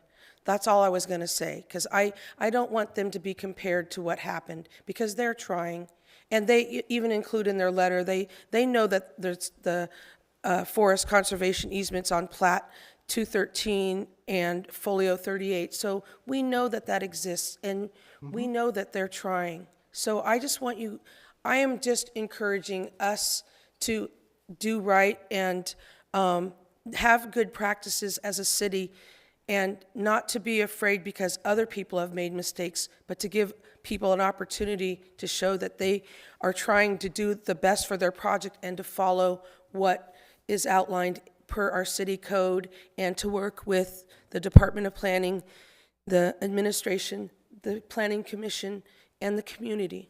And that's really what we're talking about, following the code. That's really all we're talking about. And not be loose with the code and say, oh, well, you know, we'll let you, we won't require this, that, or the other thing, and we'll let this extend. We should be following the code. That's the bottom line with this. And I think we were generous in giving an extension. I don't think we found all the answers we were looking for in granting that extension already with conditions, but it's time to follow the code and have the proper application be made. I mean, how can you compare cutting down trees on a project to this? We have not touched that site other than maintaining it. So your comparison of what one project did because they were able to extend and then illegally cutting down trees to us, which have emails pursuing the forest conservation with the town, with the state, how can you compare one to two? They don't compare. We have not touched the site. We have no intent on touching the site. We follow code. I don't believe that was what he intended with his comparison example. Of course, you're not going to be cutting trees down. Yeah, I hope not, right? Yeah, but I think he was talking about what can happen when you just keep extending a site plan without having everything settled before you do that. But I will say, just keep in mind, we have a paper trail that we worked on this project. That is important. We did not let it sit idle. We didn't put it in the closet and walk away and hope for another year. We got our SHA. We sent the email to the town. We were waiting from feedback on our plan with the forest. I thought it would be well done by now. I thought I'd be coming here with that all checked off the box. But apparently, because Tim, whether he had the power or not, was not in role, it fell wayside. So the point is, we have a paper trail that we did put effort towards this project. I have people marketing it. But to say that, you know, it can just go on and on, what kind of faith does that show a developer that you agreed to a project with understanding that it had specific nuances that it needed to be worked through in this manner, and then a year later, and with turmoil with the city, et cetera, you say, nope, we disagree with that. We don't believe any of that should apply. We think you should follow the code to the T. What does that show a developer who's putting effort, time, and money into trying to do a good project for this community? If, from what I know about the concerns that we have right now, if Tim were still on board and sitting right here, we would be expressing the exact same concerns tonight. Would you not agree? I would think so, yeah. Yeah. You mean Tim would be against or for? Say again? Just so I understand, Tim would be for the project or against it? Is that what you were meaning by that? No, we would have the same, Right. we are not the planning department. We're the planning commission. We would have the same concerns if Tim was sitting right there. Right. It's not because he's gone that we suddenly have these concerns. That's what I'm trying to say. Right. Yeah. Okay. Do we want to let the public make it? I'm going there next. I just want to make sure everybody was done. Okay, thank you very much. Mr. Ford, I just have a quick question. Oh, you have a question? Okay. Sorry, I'm sorry. Of who, me or them? Everybody. Okay. I'm just asking a question. Is there a mechanism to correct this? Because I'm sure like I was mentioning earlier, these guys might not be the only case. How do we make sure that we provide exact code guidelines that everybody understands? I understand there's a code, but let's say I'm a developer, I don't understand 50% of it. Who do I coordinate with? Well, How do I understand these things? It's up to the head of the department to follow the code that already exists and to know the code. That's the first thing I would say. And the second thing I would say, it would certainly behoove the head of the department to have a much closer collaboration with the chair of the planning commission when these big projects come about, so that we can bounce things back and forth and make sure that we're covering the bases. And that has been my experience in all these years with all of our directors, is that I have had a very close working relationship with the directors. In some cases, coming up here 2 and 3 times a week to sit down and discuss cases. And unfortunately, that didn't exist in this tenure. But, and it was not because we had any kind of bad relationships between each other or anything like that. You know, we got along with each other fine. There was just no real contact. We were as if we were out on the moon somewhere, and that was just the way it was. So, I mean, just so I understand, my question, how, because I think that's a huge problem, I agree, because we would have loved to heard feedback like this along the process while we were spending money and time. So how can I, as a developer, have any bearing or change on that? Well, Because I'm certainly subjected to it developers should from what I never hear. meet privately with me or anybody on the commission. That's just not appropriate. But what would be appropriate would be for the chair of the commission and you and the head of the department to meet together and discuss certain aspects of the property, Yeah, of the project. And, I agree, because listen, Yeah, but- I like to be fully transparent. I Yeah. had meetings with this town before I ever bought this parcel and Right, because I wanted to live in the community. I like being transparent. But from what I'm hearing, it's the lack of transparency between these two members, and essentially, I'm the one now, as a developer, who is going to possibly face the brunt of that. That's what I'm hearing. I just want to paint the perspective. See, I don't believe that this project is, from our perspective, is in any trouble at all. I mean, you know, I think that, as I said in the outset, this is an excellent project. This project fits the city's vision. It's in the right place and it's with the right stuff. And it's just that we've got to do this approval process correctly. And we feel like that it was not done correctly, or at least some of us do, and that it needs, some things need to be repaired to have a proper site plan brought to us for proper approval. And whenever we have a proper approval, a complete approval of a site plan, and the developer comes back to us to get an extension, that's usually involves a 15-minute meeting here, and that's it.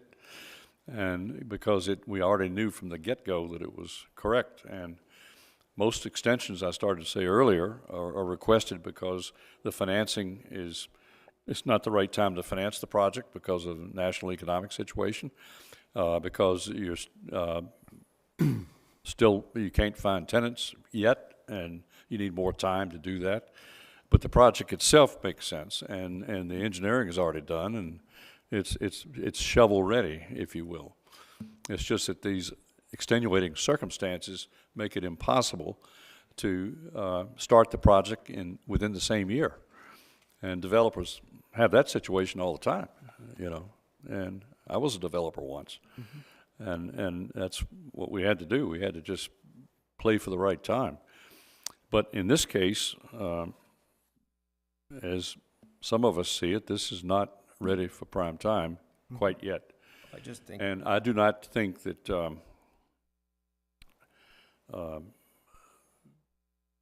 bringing back a complete site plan is going to make a whole lot of difference in the long run. I really don't. I mean, not, at least what we can see. Yeah, again, let me just say too, I've be been, clear, do I get a chance to respond specifically to him? Yeah. I think I Yeah, do, go ahead. right? Thank you. So, just to be clear here again, basically, you know, what occurred was these nuances of the project were brought to light, and the issue of what the code currently is, and with discussions with the town, we came here with this plan, and it was approved. It was approved Conditionally. conditionally. So at that point, the town said, you know, we understand your concerns, we approve it with these conditions. We, as a developer, worked on these conditions, we showed good faith, we have a paper trail of that, and now, a year later, forget the hardship of the town and Tim leaving. Now, a year later, what I'm hearing is, we should not have approved it, it was a mistake. That's essentially, so then you say, well, what would be, it would be a small deterrent. No, again, good faith going forward, we addressed the concern. So now we're just, let's start again and hope for the best? No one here is saying we never should have approved that plan a year ago. What we're saying is that we're not satisfied that the conditions have been met. we didn't do And what enough we're for. hearing from you is some have been met, some you're still working on. And it's been a whole nother year. Now, if we extended for a year, then what do? Do we extend with the same conditions that are unmet? And then do we come up a year from now and say, well, you still haven't met the conditions? Do we basically nix the project at that time? Or do we get it right now and go with the project? And So that's just the so- problem. And it's the problem is all around those conditions. That's what the problem is. And the problem is some stuff that we've discovered with regard to, with that easement. Well, one thing I'd like to say is, Yeah. I don't believe it was ever told to us that you had to check all of the conditions within the next year. That was never mentioned. There was never a set hard date for a one-year timeline, and never was, as I heard in writing or in verbally, when you come back here and present in a year, if you haven't checked all the conditions, your project should not get approved. That was never mentioned. So again, we worked on the project, but, and one of the conditions, and I just want to say this, we keep going back to the architecturals, that tonight I'm hearing actually for the first time that it could have been a simple rendering. As I read it, I believe, there were blueprints needed and HVAC, height. You needed so specifics. So now I hear that it could be a simple, I could call my architect and get a sketch of a simple design, which even that has its own problems because, again, tenant branding, et cetera, et cetera. But with that being said, far less than spending significant money and time on a full-scale set. So I think it's also unclear, too, that the town has said, hey, you have to check these off. I was supposed to do it within a year, even though I didn't know that, and because that was like essentially I'm hearing the hard date, and then to even what level. So I think there's a lot of misunderstanding, and that's why I'm saying I personally have a very clear understanding right now, which I did not a year ago, of what is expected by this board. So what I'm saying is, I've shown good faith. We've talked about that numerous times. If my project were to get approved for another year, I now understand these are things that must be accomplished, and I understand that very clearly. I was not under the understanding, even though I was working diligently on all the items. Yeah, let me just say to you, you know, I've been a developer too. I've worked for development companies. I've developed very, very large projects. And the basic lesson is you have to follow the law. You have to understand the law better than we do. And you have to make sure your consultants understand the law, and you have to make sure you are following the law at every time. It doesn't matter what somebody tells you. It doesn't matter who you're talking to. You have to follow the law. You have to follow the procedure. I say, unfortunately, what I've done, you know, my background is an architect and as a lawyer. Unfortunately, it's been 10% design, it's 90% process. And you have to understand that process very clearly. You have to follow that process, because the minute you get off the process, you end up, you know, potentially back to square one. So that's on you guys. I have a question for you. Yeah, and let me just say one other thing. You know, again, we'll go back to the easement. That's a threshold issue. That was something to address right away. Otherwise, that's a limitation on your site. So, absent further clarity on the easement, we couldn't approve your site plan as it is. And you've had a year to do that. So, you know, I would think, you know, since you haven't provided that, it would be time to say, you know, this project is denied, and you need to come back and provide further information on it. I have a question. I have a question, please. Yeah. Are there exceptions to the law? Are there variances that are Yes, legal variances? Are there board- legal exceptions to the law? There's a Board of Appeals. If you don't like the way the ordinance is written, or as it's applied to you, that's why we have a Board of Appeals. But we get it, everybody gets in trouble when we make stuff up as we go along. So- And that's a big There are problem. legal exceptions in the law, any law, And right? there- And I have followed those legal exceptions by getting a approval conditional. I didn't go against the law. I went with the law and worked with the powers that be to get the conditional approval because the laws needed a variance. That's what happened here. The laws didn't fit the project. The board saw that, the town saw that, worked with us, and gave us a conditional approval. That is what happened here. Okay. Are we done back and forth with the applicant for the time being? Okay. Thank you, sir. Thank you. Thank you both. I see we have some members of the public here, and at this point, we invite comments from anybody in the public that wishes to come up and speak. You don't have to, but if you wish to, just raise your hand and I'll acknowledge you and you can come up and, yes ma'am, please come up and give us your name and address. 3 minutes. Yes, 3 minutes. Carrie Parsons, Otsego Street here in Havre, Grace. So I'm trying to remain neutral for the city and for the developer in listening to everything that has gone on. Could I offer a suggestion? Is it possible, sir, to maybe table this for 30 days? To make a To the- what? To table this for maybe 30 days to the next meeting, to allow you, I can answer that for you. no. The answer would be no. Their 1 year expires tomorrow. And Okay. if that expires, that's the same as us denying an extension. It's an automatic denial of extension Okay. unless we extend, and that's the law. So tonight's the night. Okay. And I apologize. I did not see that when I was quickly glancing through the code. And no the problem. reason why I brought that up is I heard a couple of things coming from Mr. Chip to Mr. Eric about the conservation having to be in the file. You acknowledged there was potentially one, but the big thing is November 4th. We all know that that is when the previous planning director decided to, I'm not going to say go radio silent, but that was when the individual had pretty much stopped.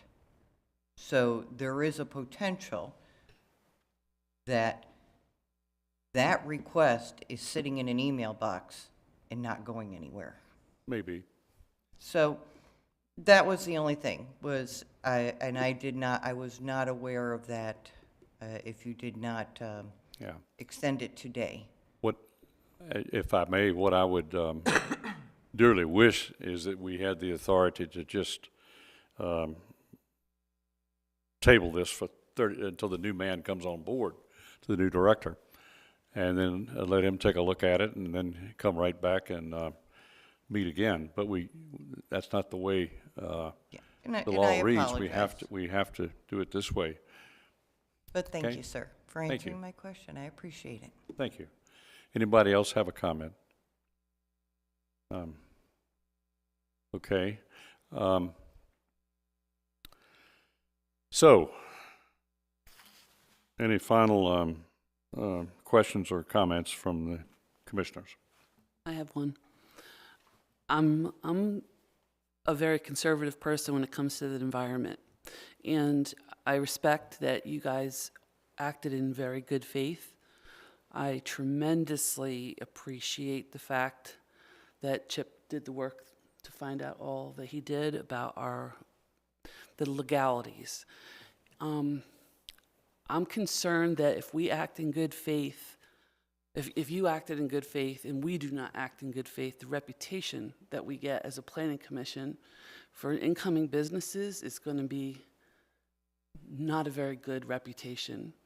And my hope is that we as a community attract the best quality of businesses to our community, which we're probably not going to attract if we make a conditional approval for somebody and then go back and say, well, then you didn't do this, you didn't do that, when there was a lot of this ambiguity between the departments and all of us.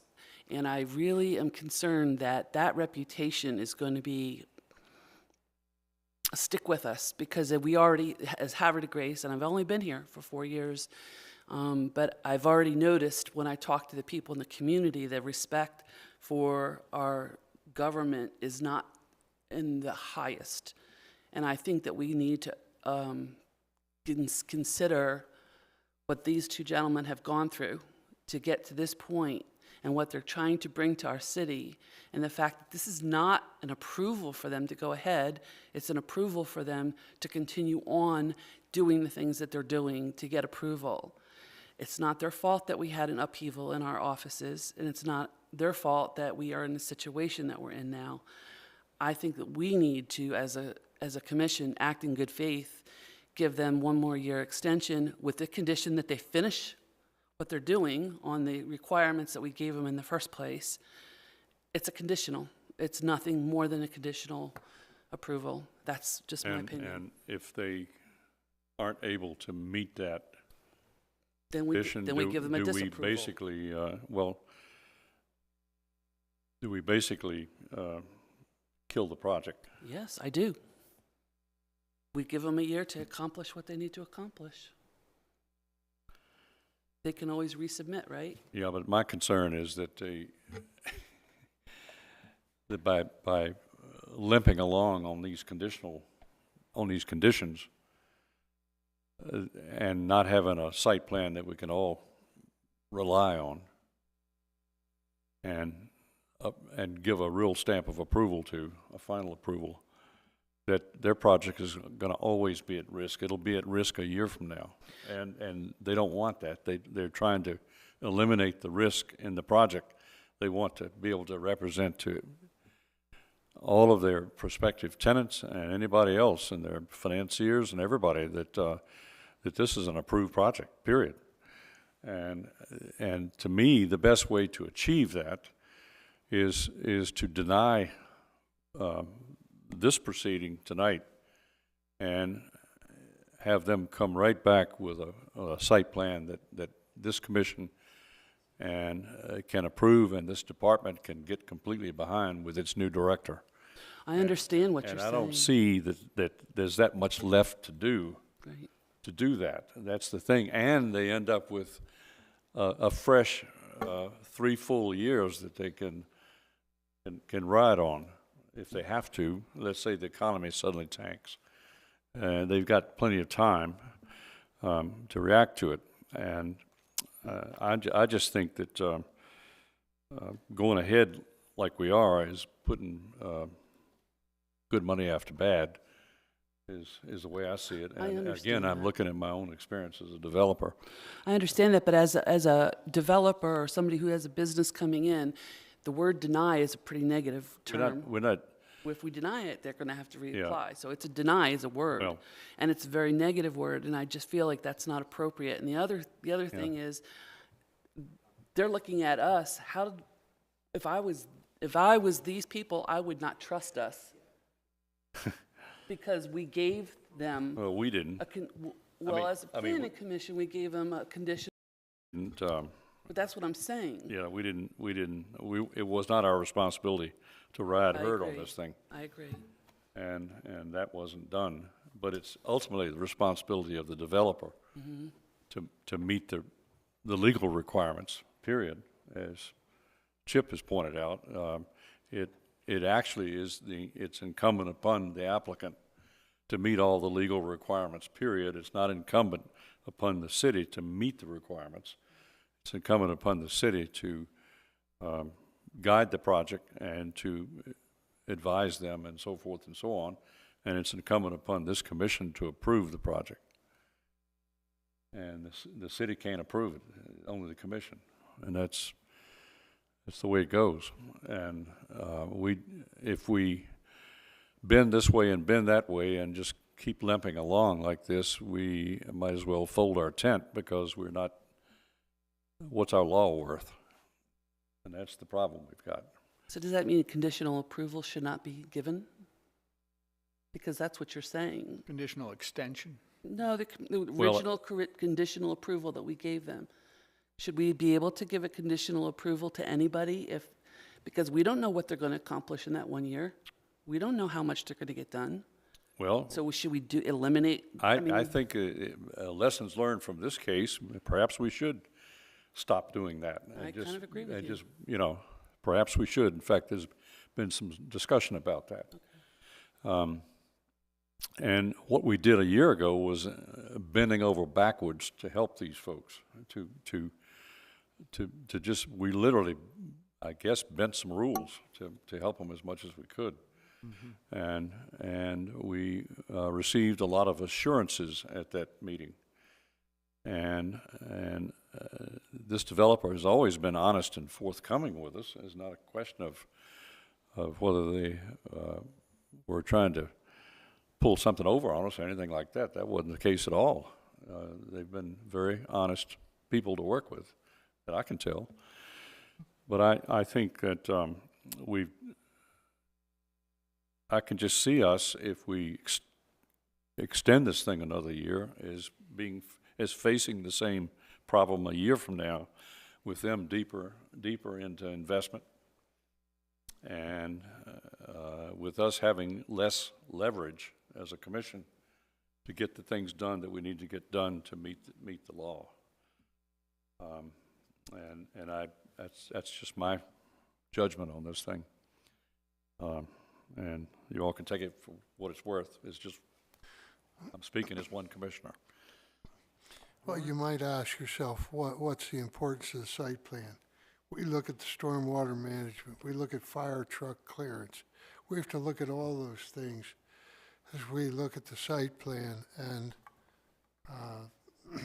we have to act on complete the other resources of the community and how they'll interact with the property. So that's why the site plan is so critically important. And I can tell you that as chair, I will, if you come back to us, I'll do everything in my power to fast burn this thing from our end, even if it means calling a special meeting, whatever it takes to process this. Yes, ma'am. I just want to respond to what you had to say in regards to Phase 1 and their site plan, and it has to do with the safety, road that's connected. And I understand the gentlemen were kind of waiting to see what Wawa's doing, because they have to, follow suit, and that's still not completely resolved. Thank you. So I understand that there's, Yeah. Anything else? Anybody else have any comments? Yeah, I would just, I think conditional approvals, usually they don't apply to threshold issues like this. Conditional approvals apply that, all right, you're approved, but add a bike rack, say, or, do this additional modification to the plan. Here we have the basic threshold issues that we're not clear on. The forest conservation easement is really, that's a threshold issue. And that's why I would have expected that to have been addressed right away. It's because we don't know what the site plan is at all, without understanding that forest conservation easement. So they could clarify that very quickly, hopefully. Maybe there's a record that could be disclosed that could clarify that, and we could reconsider this very quickly. But without that, it appears that this site plan doesn't work at all. It just doesn't work, because there's a conservation easement there. And so it's a mistake, I think, to drag this on and without having further clarity on that. Do you see it as an issue that can be overcome or not? It could be, but we don't have that information. But when you see forest conservation easement on a map, That's an area you don't mess with. That's that, as Boney says, that's a property interest. And that's a limitation on the site. So to keep going on with this until that is addressed, it doesn't make any sense. And this site plan does not work if we're going to respect that conservation easement. Now, maybe there's conditions or other things in that conservation easement that we don't know about, but that's not for us to say. We see a plan that says forest conservation easement. So that means we should be respecting that forest conservation easement. And that means the site plan doesn't work. So if they can present something that shows that there's flexibility in that forest conservation easement, that's really up to the applicant to provide.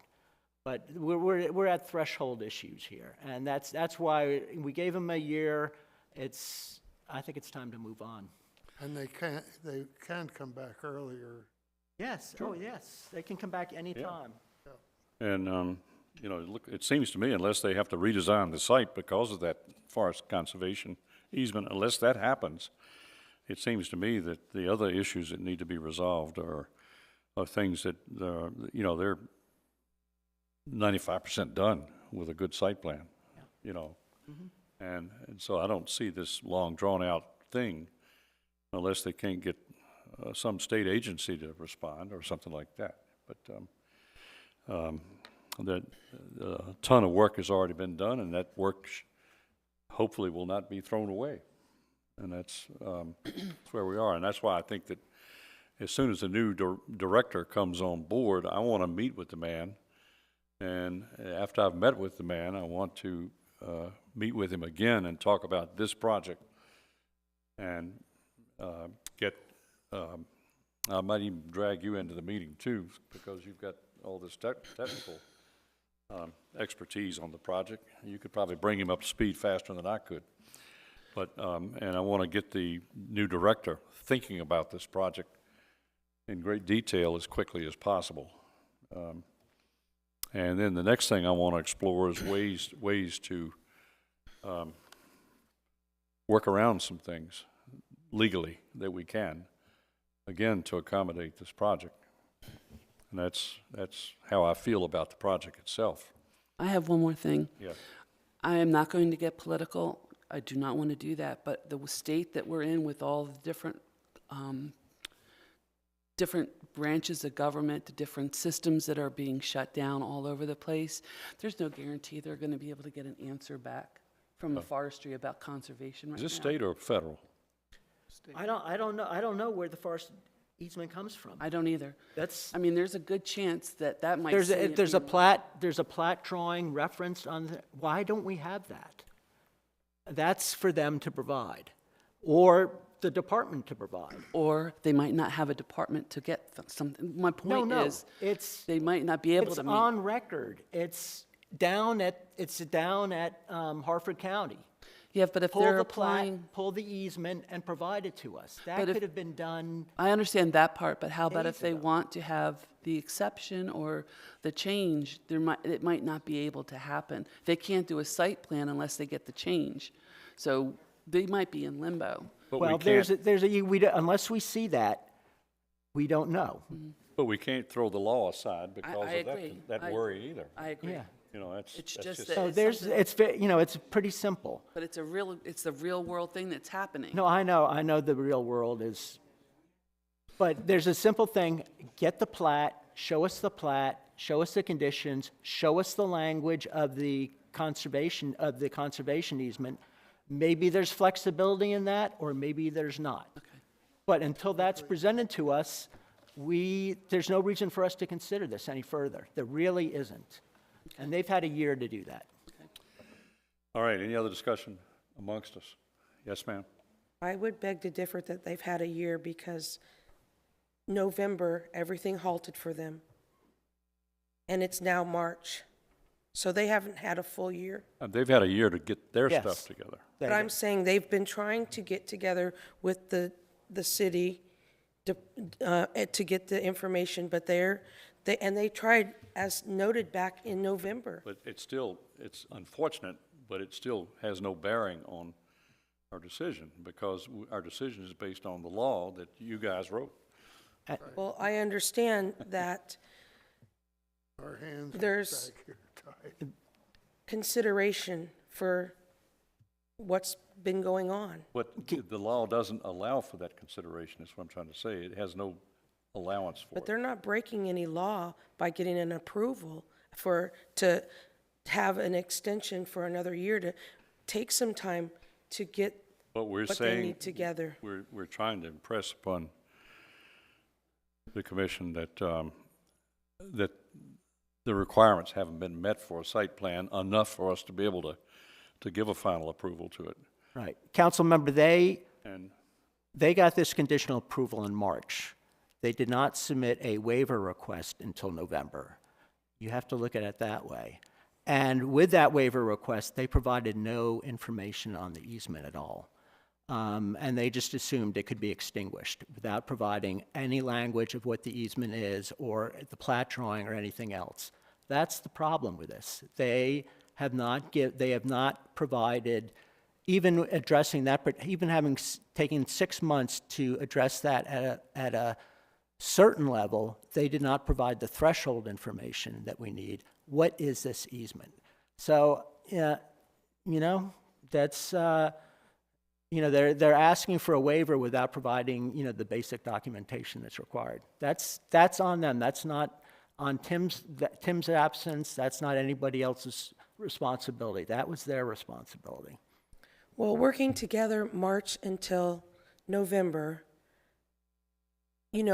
as the people were, just listen, please, as they were saying, the gentlemen, the applicants, and Tim, and there's a misunderstanding of where this plat information is.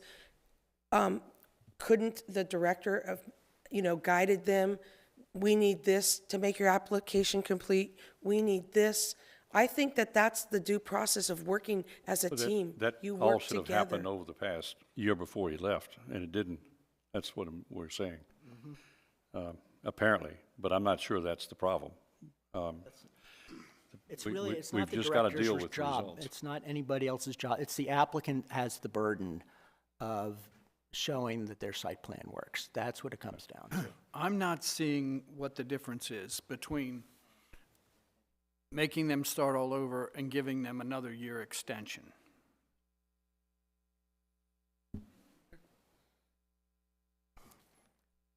Can we ask them what they want? Can we ask? They want the extension. Yeah, they want the extension. So if there's no difference, could we do that?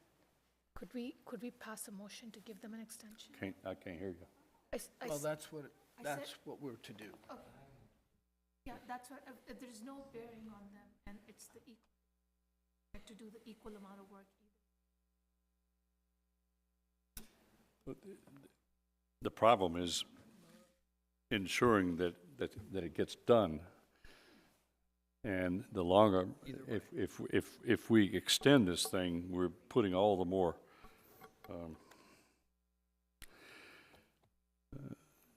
we're, how do I say it? We are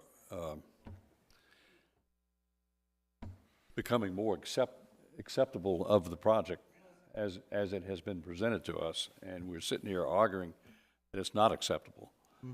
And that I you know, think we all agree that. yeah, with and that. so the question becomes how do we extend and at the same time enforce our concerns? And that's where the problem is. And when we bent over backwards the first time to let them proceed to the point they are now, But if we don't extend, we're basically rejecting the project too. Yep. no, we're not rejecting the project. Well, it's being canceled. What we're doing or is over with. we are not extending the project, and it basically takes this application and ends it. And we have made it very clear to them in this meeting that we would certainly entertain a reapplication. And so it's a technical matter of extinguishing this application and reapplying with the proper site plan. That's what it's all about. Yeah, we're not saying we disapprove of your project. We're saying we don't have a site plan that we care to extend because it's incomplete. That's the difference. Yes. I did hear you say earlier that when the new director comes into town, you want to meet with him Yes. directly and discuss this project.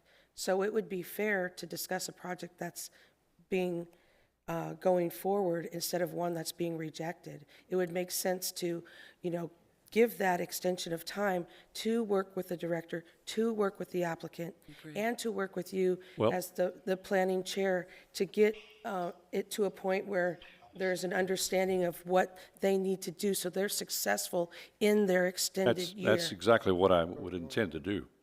I would not intend to bring in the current project if we decide not to extend it and say, let me tell you all about this project that we just decided not to extend.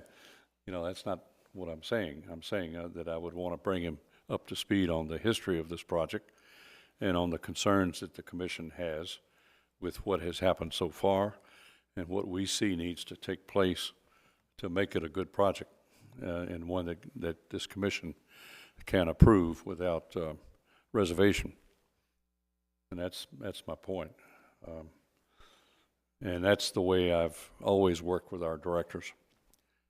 In fact, my attitude's always been, let's figure out a way to make this happen. Of course, and still stay within the law.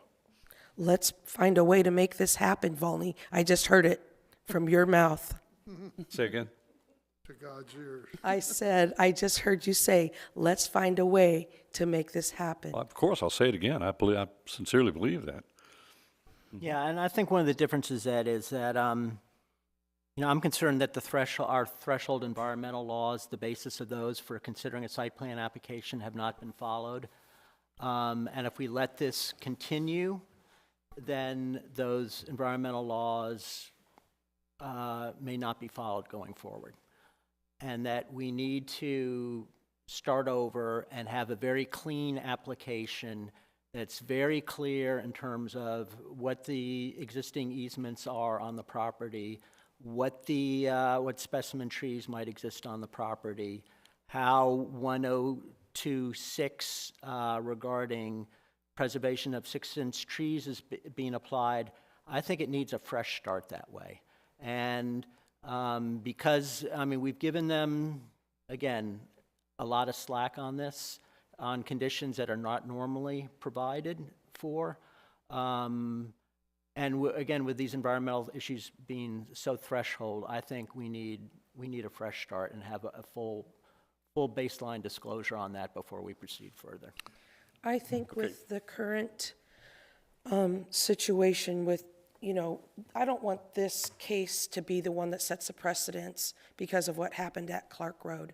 I want these applicants to have an opportunity to be able to say that, yes, we will notice that there are specimen trees, and to have that opportunity to respect the forest conservation easement and to, if they need to plant native species.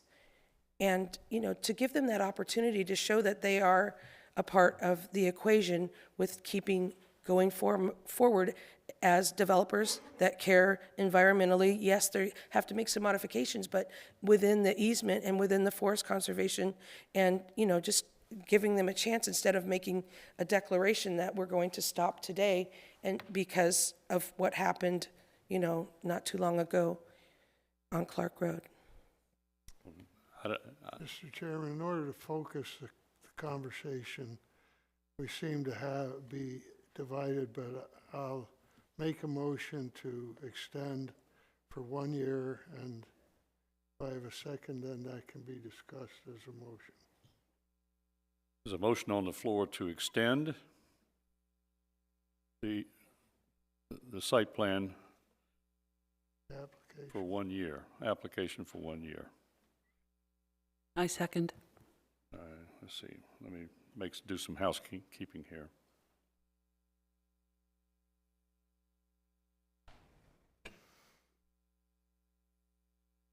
Okay, we have a motion and a second. Discussion.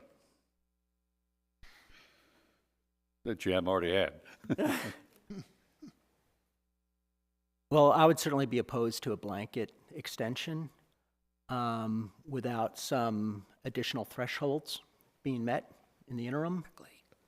And certainly one threshold would be that the planning department not issue any forest conservation approvals or landscape plan approvals during that time, and that the department and the applicant within 30 days provide both the plat and existing conservation, forest conservation language easement to, no, the existing forest conservation easement, yeah, the plat that has the existing conservation easement and whatever associated languages that provide that to the planning commission within 30 days. I'll accept the Amendment. amendment to the motion. When does the new planning director come on board? Middle of April. Middle of April. So could we make that 60 days I would say. until he gets here? All right, 60 days, just so long as the department's not taking any action on forest conservation approval or landscape plan approval. Okay, let's start with the amendment to the motion. I need you to somehow put this down concisely. Okay. Huh? In a motion? No, we're going to vote on the Amendment? amendment first, and then we'll That's vote what I on the meant. motion. The All amendment. right, give me a, all right, let me see if I can articulate it. All right, we grant the 1 year extension on the condition that during that 1 year, 60 days. wait, during that 1 year or until the matter is resubmitted to the planning commission, that the planning department take no action regarding forest conservation or landscape plan approval. For 60 days. Wait, no, that's, yes, or, and within 60 days, the applicant and the department provide the plat and language regarding the existing forest conservation plan, easement, That's your motion yes, for the amendment. right. Do I hear a second on that one? I second that. Now, the one problem with that amendment is it requires things of the department, and we don't have the authority to do that. Most of what you said is that the department do this and department do that and do the other by such and such time. And we don't have the authority to sit here and tell the department what to do. Well, how about the conditions that we gave last time? But the department can't approve either. It's up I to mean, us. we can't base conditions on performance of the department, that's what I'm trying to say. We can lay conditions on the applicant, but not on the department.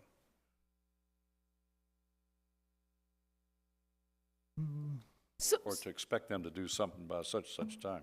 why don't we just leave it at the extension? And then, because there's so many conditions that we're not responsible for, like the new director coming and so on, I mean, can that be just left as Well, part of the, There's a motion and a second on the floor for the amendment to the motion. Do you wish to withdraw that?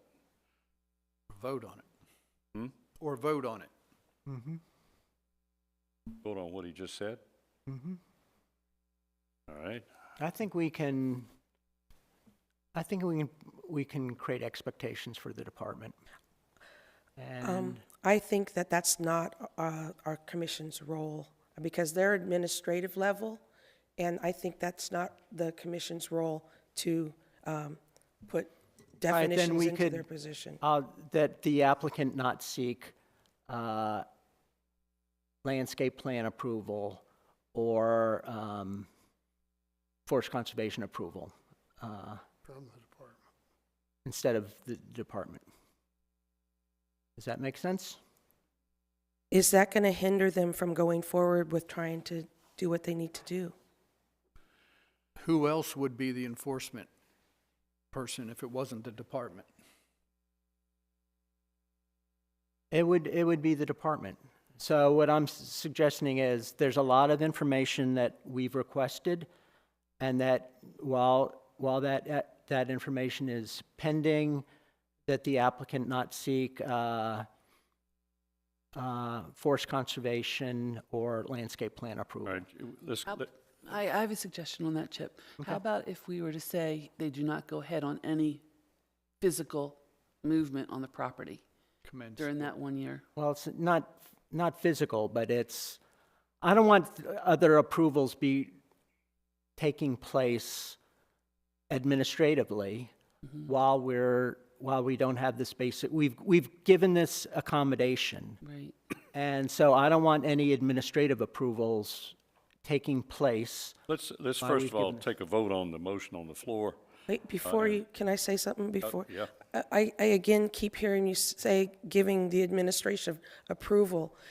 That, our city operates, we have the structural, we have the mayor, we have the city, we have the administration, we have the planning commissions, or all the committees and boards. We, as a committee, or commission, we don't have that authority to put holds on any administrative level of activities. I think that it would be best to not have that as a condition. Well, but again, the basic thing we're dealing with here, we're dealing with an incomplete application. We should have a complete application before, and, the preliminary site plan is required with each application. A preliminary forest conservation plan is required with each application. And it's only after those things are provided that the planning commission takes action on those. So what I'm saying is they should not be requesting any approvals for any forest conservation plan, because any forest conservation plan or any landscape plan until we have a complete application. And that's what these conditions are for. Get us a complete application, and then they are free to pursue their administrative relief. So basically, taking the steps that they need to and allowing them to do that with the extension, and them following due process like they are trying now, and getting those things to the department so that they have the plat and the conservation plan, and then the next steps. So that's basically saying the same. No, it's not. thing. So that we have a complete application. And again, we have a forest conservation easement. We might not approve a plat or a site plan with a forest conservation easement unless we have more information. So we would not want to have any other approvals taking place until we have a basic, complete application. Right, and I understand that, but the complete application comes from the planning department and the applicants. Then it's brought to us, so. Let's wind this one up. We simply don't have the authority to tell the department what it can and can't do, period. And if it wants to issue 100 landscape plans, even though we have an incomplete site plan, we can't stop them from doing that. We can't prevent them from doing that. If they so chose to do that now, obviously, if we have serious meetings with the new director, we would encourage the new director not to do any such thing and explain why, But we can't. here we have from the last time, Uh-huh. site plan approval with conditions. And I think what we're trying to do tonight is just extend this, because this called for all of your concerns, correct, Chip? Approved forest conservation plan waiver, subsequent forest conservation plan approval from the Department of Planning. So I just want to chime in real quick. Thank you all for your time. So how about if we withdraw the amendment? What I would recommend is that we take a quick vote on the motion to amend and see if we can't get that off the floor. Okay. And the motion to amend, yes? Eric was speaking. I know, but he's not in order right now. That's the problem. We'll call on him if we need him. Yeah. So let's get this, The amendment. all right. I'll call the roll on the amendment. Ms. Chan, No. you said no? No. Okay. Mr. Place, Yes. Ms. Shaw, No. Mr. Hartenstein, Yes. Mr. Garono, No. chair votes no. So the amendment is, fails. Now, we're back to the motion that's on the floor. And we're still in discussion, and Can I please add an amendment, a simple one, that they do no movement on that property before removing no trees, removing they nothing? do what? They do no movement on that property. Nothing comes down, nothing moves. That's kind of implied in this. Well, it's It's against the law for implied, them to but do I'd anything on like that it- property until, Till they get approval. yeah, I mean, it's, But the concern is that that possibly may happen. That was what Chip was talking about with That'd be this a other place. violation then. oh, we're not, that other place is irrelevant to this case. It really is. Okay, all right. That was something Then that was don't, just don't consider my absolutely, amendment. I can't imagine that anything like that would occur in this situation. Okay. And that was not why he brought that example up. It was not just out of fear that they would go whacking down trees. It was, Well, I he had was that using fear. that as an example of, We're going to vote on the original. we have an original motion on the floor, and we're in discussion. Any other discussion on that motion? And that motion is simply to vote to approve the extension of this site plan for one more year. That's the way the motion is stated. No other discussion? I will call the roll. Let's start with Ms. Shaw, Yes. Mr. Hartenstein, Yes. Mr. Place, No. Ms. Chan, Yes. Mr. Garono. Yes. The chair votes no. And the vote carries in favor of extending your site plan for another year without additional conditions. Thank you very much for the long evening. And do I hear a motion To adjourn, to adjourn? so moved. Yes, I second that.